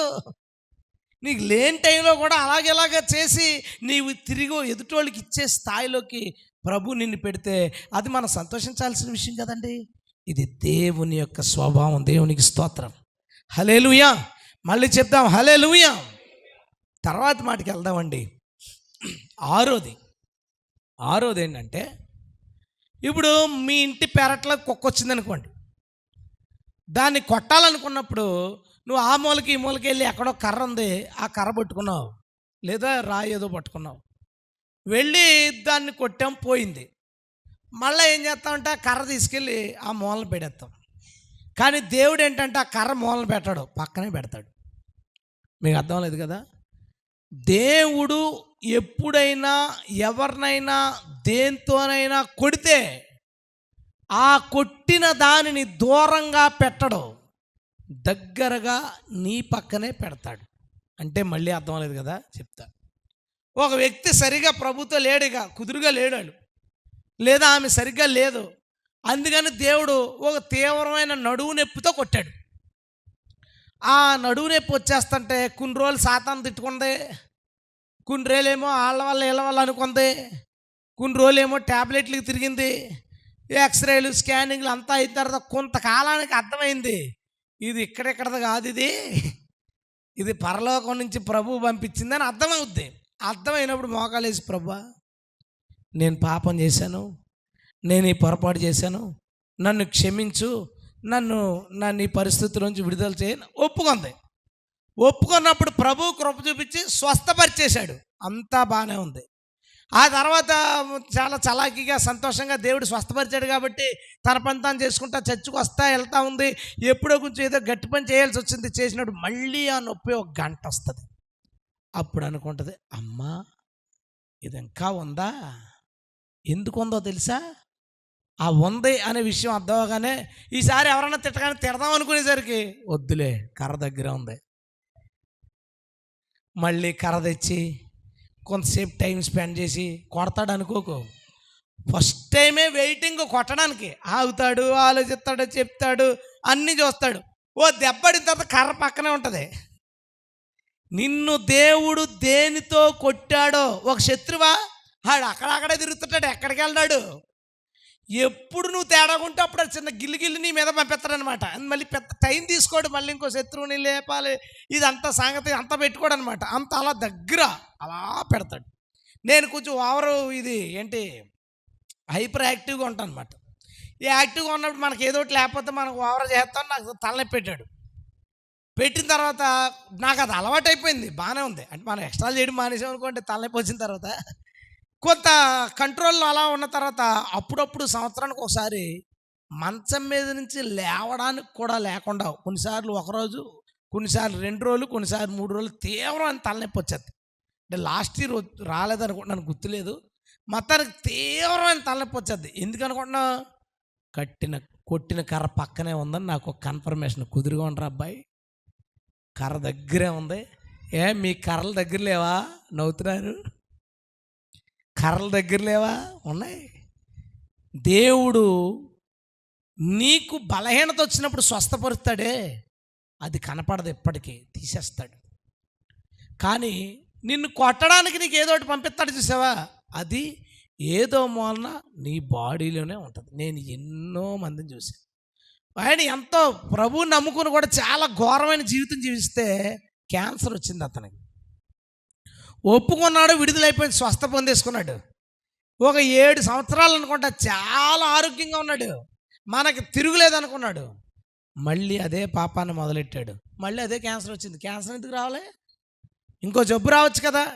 పక్కనే కర్ర ఉంది, మళ్ళీ రాయి తెచ్చుకోవడం ఎందుకు? అది ఎలాగ ఉంది కదా, వేసాడు అంతే. దాంతో అతను చచ్చిపోయాడు, క్యాన్సర్తో చనిపోయాడు. క్యాన్సర్ కావచ్చు, నువ్వు ఏదైనా చూసుకో. క్రైస్తవ జీవితంలో దేవుడు కనుక నిన్ను కొడితే, దేనితో కొట్టాడో అది నీకు దగ్గరగానే ఉంటుంది. దగ్గరగానే నీలోనే అప్పుడప్పుడు నేనున్నాను అని చూపిస్తుంటుంది. ఎందుకు? నువ్వు జాగ్రత్తగా ఉంటావు. జాగ్రత్తగా లేనప్పుడు మాత్రం ఖచ్చితంగా పడిపోద్ది. ఇప్పుడు మా నానే ఉన్నాడండి, ఆడు కుర్రోడు, యంగ్, ఎంత యాక్టివ్గా ఉండాలి. నేను ఆడు కలిసి ఏదైనా పని చేస్తాను, సగం మంది చేస్తాను, బావా నా వల్ల కాదు. ఎందుకు అలా అయిపోయావు చెప్పాలా? కొట్టాడో దెబ్బ, కర్ర ఉంది అలాగా. ఎలా ఉంటుందో తెలుసా? అప్పుడప్పుడు అది చూపిస్తుంటాడు అనమాట. రేయ్ జాగ్రత్త, అది మనకు మంచిదేగా చెప్పండి, మంచిదే. మీ అందరి బలహీనతలు దేవుడు ఎప్పుడైనా కొట్టిన వాటి గురించి ఒక్కసారి ఆలోచించుకోండి. దేవుడు వాటిని తీసేసిన అప్పుడప్పుడు మీకు ఎందుకు కనపడుతున్నాయో తెలుసా? అది దేవుని సైకాలజీ. దేవుడు మరలా అత్తమాన్ని తెచ్చి భయపెట్టకుండా అది మన బాడీలో మూల పెట్టి వదిలేస్తాడు.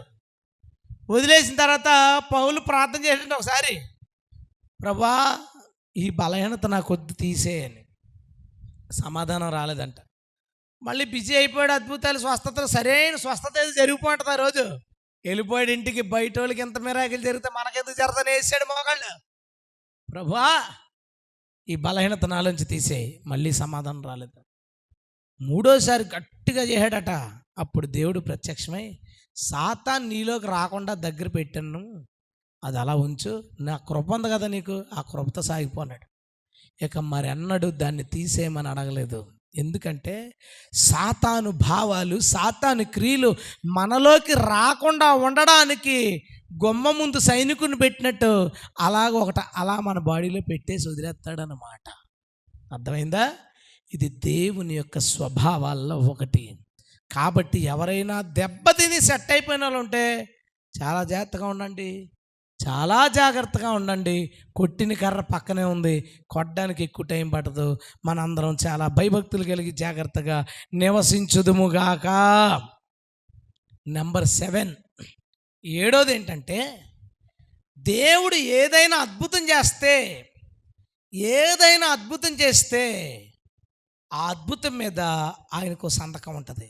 ఉదాహరణకి ఎవరైనా బొమ్మ వేశారనుకోండి, ఆర్ట్ వేశారనుకోండి, అది కనుక బాగా వస్తే, చిన్నప్పుడు కూడా బొమ్మలు బాగా వస్తే ఆర్ట్ పైన రాసుకునే వాళ్ళం, బాగా వస్తే బాగా దోసాం. మంచి బొమ్మ ఏదైనా వేస్తే, మంచిది ఏదైనా కడితే దాని దగ్గర ఆర్ట్ బై ఫలానా అని పేరు ఉంటుంది. ఇది నేనే చేశాను అని చెప్పడానికి. దేవుడు కూడా ఏదైనా ఒక అద్భుతం చేస్తే ఆ అద్భుతం మీద దేవుని యొక్క సంతకం ఉంటుంది. అంటే ఇది దేవుని వల్లే జరిగింది అనడానికి ఒక రుజువు ఉంటుంది అనమాట. ఇందాకడది ఇప్పుడుది వేరు సుమా. ఇందాకడది ఆ బలహీనత లేదా ఆ శత్రువు లేదా ఆ అప్పు, ఆ ఇబ్బంది మన మీదకు వస్తున్నట్టుగా దగ్గర పెడతాడు. దేనికి అంటే అది గుర్తు చేసుకుని భయభక్తులు కలిగి ఉంటామని. ఇది అలా కాదు, దానికి సంబంధించిన ఒక సిగ్నేచర్ ఉంటుంది. ఉదాహరణకి గుల్షన్ ఎస్తేర్ అనే ఒక ఆమె ఉంటుంది, పాకిస్తాన్ స్త్రీ. నేను మీకు చెప్పాను, ఆమె చేతులు కాళ్ళు పోలియో అయితే ఆమె 3 సంవత్సరాలు ప్రార్థన చేసుకుంటే ఒక రాత్రి ఆమె గదిలోకి తెల్లని వెలుగుతో యేసుక్రీస్తు ప్రత్యక్షమయ్యాడు. హల్లెలూయా. ఆయన్ని చూసినప్పుడు ఆయన అన్నాడట, రా గుల్షన్, నువ్వు రా, నడిచిరా. నేను రాగలనా? రా అంటే ఆమె వీల్ చైర్లోంచి లేచి నిలిచి నడిచి ప్రభు పాదాల దగ్గర పడింది. హల్లెలూయా.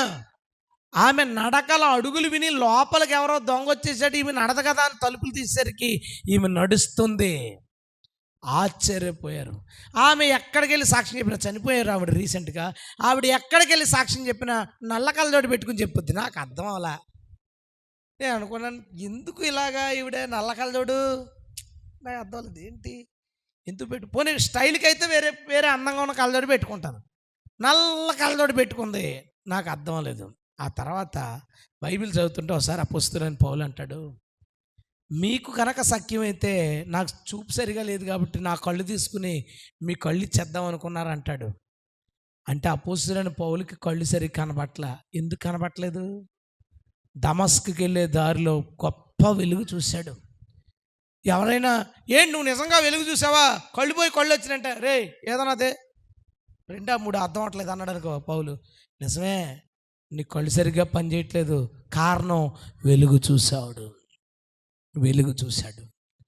యేసయ్య మన జీవితంలో ఏదైనా అద్భుతం చేస్తే ఆయనే అది చేశాడు అనడానికి ఒక రుజువు మన జీవితంలో ఉంటుంది. మీరు గుర్తుపెట్టుకొని తెలుస్తుంది. నేను చెప్తాను ఎవరికైనా, నా చిన్నప్పుడు నా గుండె జబ్బుని నేను చచ్చిపోతాను అన్నారు. నా 7వ సంవత్సరంలో దేవుడు నన్ను ముట్టి నా గుండె జబ్బు నుంచి నన్ను స్వస్థపరిచాడు. దేవుని స్తోత్రం. రుజువేంటి అని అడిగితే, చెక్ చేసుకో నా బీపీ చెక్ చేసుకో. ఒకసారి ఎందుకు కొంచెం వీక్ అనిపించింది, కాకినాడ వెళ్తా అసలు బీపీ చెక్ చేసుకుందాం ఎందుకు ఇలా ఉంది అనుకుని బీపీ చెక్ చేసుకోవడానికి వెళ్ళాను. చెక్ చేసుకుంటే 190/45 ఉంది. అంటే 120/80 ఉండాలి. 90/45 ఉంటే డాక్టర్ అన్నా ఏంటి ఎలా వచ్చింది, మిషన్ ఇలా కొట్టాడు, మళ్ళీ పెట్టాడు, 90/45 వచ్చింది. పడుకో అన్నాడు, పడుకుని తీశాడు, 90/40 వచ్చింది. ఎవరు తీసుకొచ్చారు మిమ్మల్ని అన్నాడు. నేనే వచ్చాను అన్నాను. ఎలా వచ్చాను? కారు వేసుకుని వచ్చాను అన్నాను.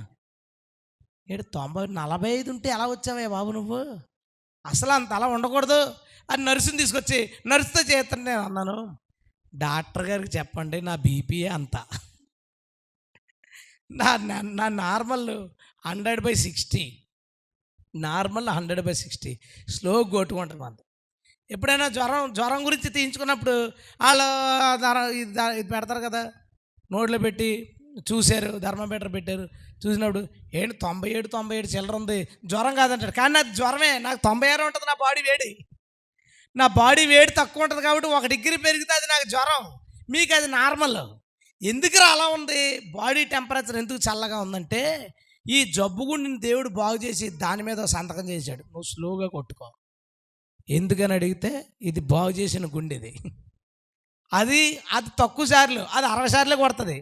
అది 60 సార్లు కొట్టడం వల్ల ఏమవుతుంది, బ్లడ్ సర్క్యులేషన్ స్లోగా ఉండడం వల్ల ఆటోమేటిక్గా వేడి తక్కువగా ఉంటుంది. అందుకే మన చేతులు ఎప్పుడు చల్లగా, కాళ్ళు ఎప్పుడు చల్లగా, ఒళ్ళు ఎప్పుడు చల్లగా ఉంటుంది. మిస్టర్ కూల్ మన స్తోత్రం. నా ఒళ్ళు చల్లగా ఉన్నందుకు కూల్గా ఉండను, ఒళ్ళు చల్లగా ఉన్నా కేకలేయచ్చు. కాకపోతే ప్రభు నా హృదయానికి ఆ కూల్ ఇచ్చాడు. నా గుండె దేవుడు బాగు చేసింది అనడానికి ఒక రుజువు దాని మీద పెట్టాడు, అది దేవుని సంతకం, దేవుని స్తోత్రం. ఓ పెద్ద యాక్సిడెంట్ దేవుడు తప్పించాడు, అలా ఇలా, వెరీ గుడ్, రుజువు పెడతాడు, ఒక ఆధారం పెడతాడు, మన జీవితంలో ఒక సంతకాన్ని పెడతాడు. అది దేవుని యొక్క స్వభావం. అన్ని మచ్చలు పోయినాయి, ఇది మాత్రం పోవట్లేదు అని అనుకోకు, అది సంతకం. స్తోత్రం చెప్దామా? అంతే, అది ఉంటుంది అలాగా. దేవుడు అద్భుతం చేశాడు, కానీ అప్పుడప్పుడు పాపకాల నీరసం.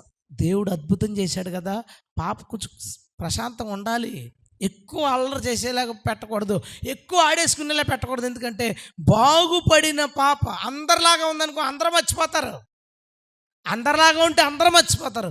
కొంత దానికి సంబంధించిన ఎఫెక్ట్ కనపడుతున్నప్పుడు అది దేవుని సిగ్నేచర్, దేవుడు చేశాడు అనడానికి ఒక రోజు ఒకసారి పాస్టర్ గారి ఇంటికి వెళ్ళాను.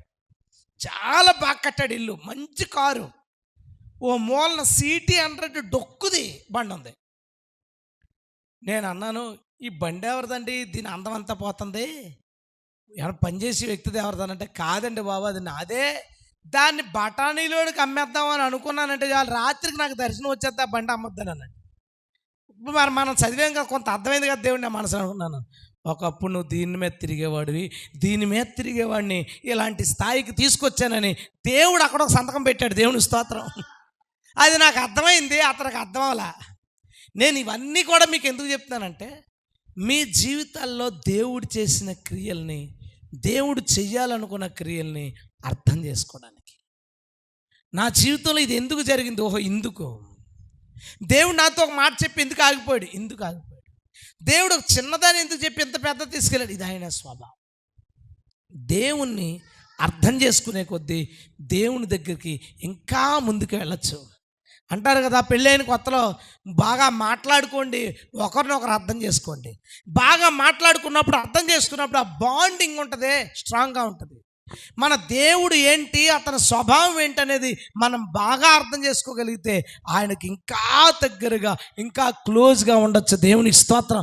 ఇంకా చాలా విషయాలు ఉంటాయి, కానీ ఆఖరిది మన దేవుని స్వభావం ఏంటంటే, ఇప్పుడు పోలీస్ స్టేషన్కి వెళ్ళామనుకోండి, ఎప్పుడైనా వెళ్ళి, ఏమండి మా ఇంట్లో ఇంత డబ్బు పోయింది, ఇంత బంగారం పోయిందని చెప్తున్నప్పుడు రాస్తా ఇలా చూస్తాడు. ఎందుకు చూస్తారనుకున్నావు, ఈడే లాగేసి వాళ్ళ అమ్మ నాన్నల దగ్గరికి తెలియకుండా తీసేసుకుని కంప్లైంట్ ఇస్తున్నాడు అంటావా, లేదా 5 లక్షలు పోతే 10 లక్షలు అని చెప్తున్నాడు అంటావా అని పోలీసోడు ఆ కంప్లైంట్ ఇచ్చేవాడిని కూడా దొంగలాగే చూస్తాడు. అది అలా చూడకపోతే దొంగ దొరకడు.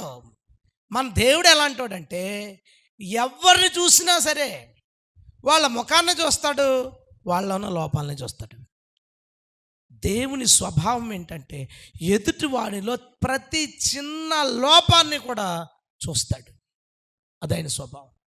ఎప్పుడు తప్పులు చూడటమేనా, ఎప్పుడు లోపాలు గమనించడమేనా, ఎప్పుడు అదేనంటే, దేవుడు నీ తప్పులు చూసి నువ్వు తప్పుడు మనిషి అని చెప్పడానికి కాదు, నీ తప్పులు చూసి నిన్ను ఒప్పించి ఉచితంగా నిన్ను కడగడానికి దేవుని స్తోత్రం.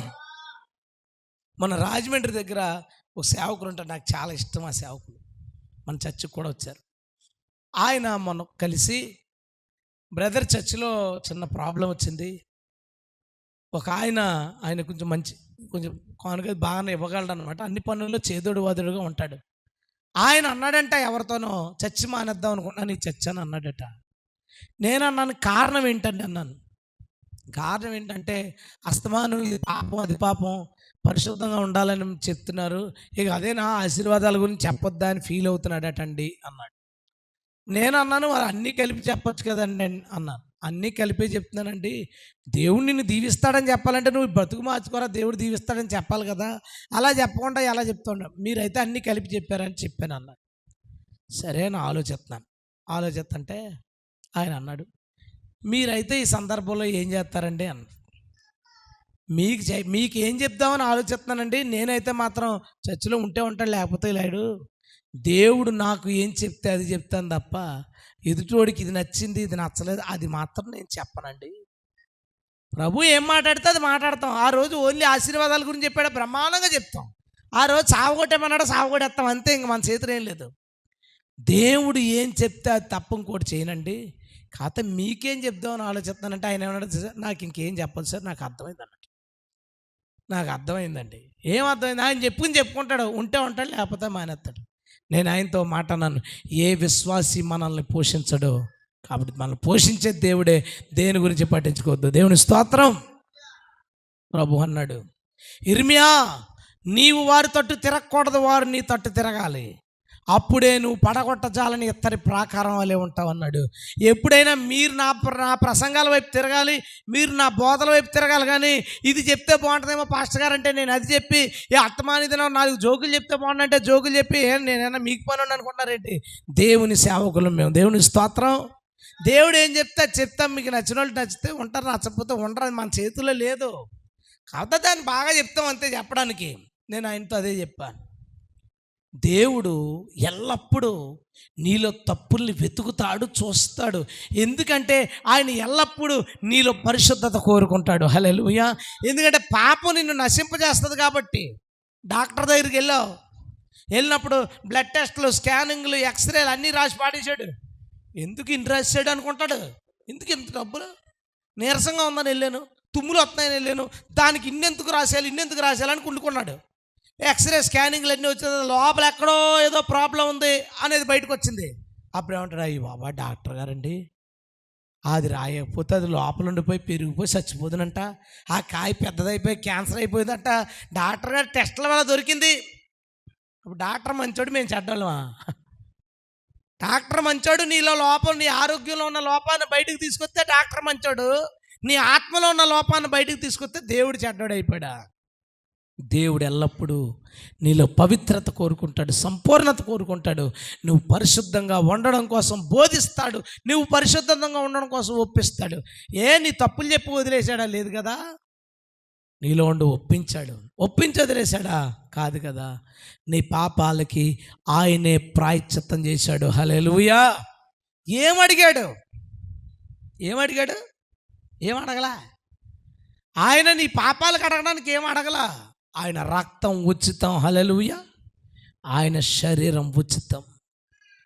నీ దేహాన్ని తిరిగి మరలా పునరుద్ధానం అవడానికి, నీ ఆత్మ పట్టిన కల్మషం పోవడానికి కారణమైన ఆయన శరీరం, ఆయన రక్తాలను నీకు ఫ్రీ. చాలా చర్చిలో ఏంటో తెలుసా, సంస్కరణ అంటే ప్రభురాత్రి భోజనం రోజున స్పెషల్ కానుక ఉంటుంది, మామూలు కానుక ఒకటి, రొట్టె ద్రాక్షరసం రోజున స్పెషల్ కానుక. నాకు అర్థం లేదు, రొట్టెకి ద్రాక్షరసం అంత డబ్బులు అవుతున్నాయా? వీళ్ళు ఇచ్చేదేముంది, బిస్కెట్ల ప్యాకెట్టే కదండి, 40 రూపాయలు 50 రూపాయలు చిన్న బిస్కెట్లు వ్యాపర్స్ ఇచ్చేస్తారు వీళ్ళు. బాటిల్ కొనుక్కుంటే, బాటిల్ అంటే ఆ బాటిల్ కాదు, బాటిల్ కొనుక్కున్నారనుకోండి, ఎసెన్స్ బాటిల్ 4 మూతలు ఇస్తే ద్రాక్షరసం అయిపోయిందే. దానికి ఏంటంటే గట్టిగా అయితే 50 రూపాయలు కూడా ఖర్చు పెట్టరు కదా. మళ్ళీ దానికి ప్రభురాత్రి భోజన స్పెషల్ కానుక అంట, ఆ రోజు ఫ్రీ. అది దేవుడు నేరుగా రక్తాన్ని ఉచితంగా ఇచ్చేసి, నేరుగా శరీరాన్ని ఉచితంగా ఇచ్చేస్తే, మళ్ళీ ప్రభు శరీరం రక్తం ఇచ్చేటప్పుడు స్పెషల్ కానుకలు ఏంటి? అందుకే అలాంటి ఏమి లేవు ఇక్కడ. ఆయన నువ్వు ఉచితంగా కడగాలనుకుంటున్నాడు. నీ తప్పులు ఒప్పుకో. ఏంటి తప్పులు? దేవుడు కాని వారికి చేతులెత్తి మొక్కావు. తప్పు కాదు అది. తండ్రి కాని వాడిని తండ్రి అని అంటాం, తప్పే కదా. అరే తప్పు అలా అనకూడదు అంటారు. నిన్ను సృష్టించని వాడిని సృష్టించావనుకున్నావు, లేనిది ఉన్నదనుకున్నావు, భావించావు, ఒప్పుకోవాలి. నీ నోటితో ఎదుటి వాళ్ళని తిట్టావు, అది తప్పు, ఒప్పుకో. నీ మనసులో ఎన్ని చెడ్డ ఆలోచనలు, ఒప్పుకో. డబ్బు విషయంలో ఎన్ని పొరపాట్లు చేసావు, ఒప్పుకో. చీటికి మాటికి కోపం, ఆవేశం, చికాకులు, ఒప్పుకో. నీ తప్పులన్నిటినీ దేవుడు ఒప్పించాలని కోరుకుంటాడు. అది ఆయన స్వభావం. ఆయన స్వభావం ఏంటంటే నువ్వు కనపడగానే స్కాన్ చేసి నీలో తప్పు ఏంటో చెప్పాలనుకుంటాడు.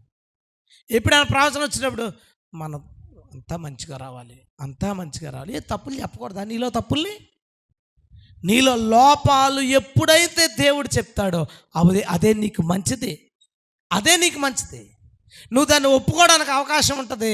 దేవుని యొక్క స్వభావం, దేవుడు నిన్ను ఎప్పుడు కడగాలని కోరుకుంటాడు. అలా కడగాలంటే ముందు ఆయన ఏం చేయాలంటే నీలో తప్పిదాలన్నీ బయటికి తీయాలి. నీలో తప్పిదాలు ఏమున్నాయో ఒప్పుకో. ప్రతి దాని విషయంలోనూ ఒప్పుకో. దేవుడు నీకు సహాయం చేస్తాడు. దేవుడు నీకు సహాయం చేస్తాడు. ఇది చాలా మంచి సమయం అండి, ముమ్మాటికి చాలా మంచి సమయం. నీ పాపాలు కడుక్కోవడానికి దేవుడు అవకాశం ఇచ్చిన సమయం. ఇది అనుకూలమైన సమయం నీ తప్పిదాలన్నీ ఒప్పుకోవడానికి. ఏమి ఆలోచించద్దు. నువ్వు మంచిదాన్ని అనుకోవద్దు. నేను మంచిదాన్ని, నేనేం తప్పు చేశాను, వాళ్ళు అన్నారు వీళ్ళు అన్నారు కానీ నేనేం తప్పు చేశాను అనుకోవద్దు. విమర్శించుకో. దేవుడు ఇందాక మాట్లాడాడు ప్రత్యేక వాక్యంలో. విమర్శించుకో. నీ హృదయాన్ని పరిచి దాన్ని ఓపెన్ చేసి నీళ్లు కుమ్మరించినట్టుగా దాన్ని కుమ్మరించి ఓపెన్ చేయి. అందులో ఏమేమి ఉన్నాయో తేటగా కనబడతాయి. ఆ కనబడిన ప్రతి నలకను తీసే, ప్రతి రాయిని తీసే, నీ మనసులో దేవునికి విరోధంగా, దేవునికి ఆయాస్కరంగా ఉన్న ప్రతి దాన్ని తొలగించి ప్రభు రక్తాన్ని నువ్వు స్వీకరించు, ప్రభు శరీరాన్ని నువ్వు స్వీకరించు. కడగబడు. దేవునికి స్తోత్రం. కడగబడు. ఆయన స్వభావం నీలో లోపాలు వెతకడం, లేనివి కాదు ఉన్నవి. ఆయన స్వభావం వాటిని నీతో ఒప్పించడం. ఆయన ఆశ వాటిని కడగడం. దేవుని ఆశను మనం నెరవేర్చుదుముగాక. హల్లెలూయా. ప్రభు యొక్క స్వభావాన్ని ఎరిగిన వారిగా ఆయనకి మరింత సమీపమై ఆయన చేస్తున్న క్రియలను అర్థం చేసుకుంటూ విశ్వాసంతో ఇంకా గొప్ప కార్యాలు మనం చేయుదుముగాక. ఆమేన్. హల్లెలూయా.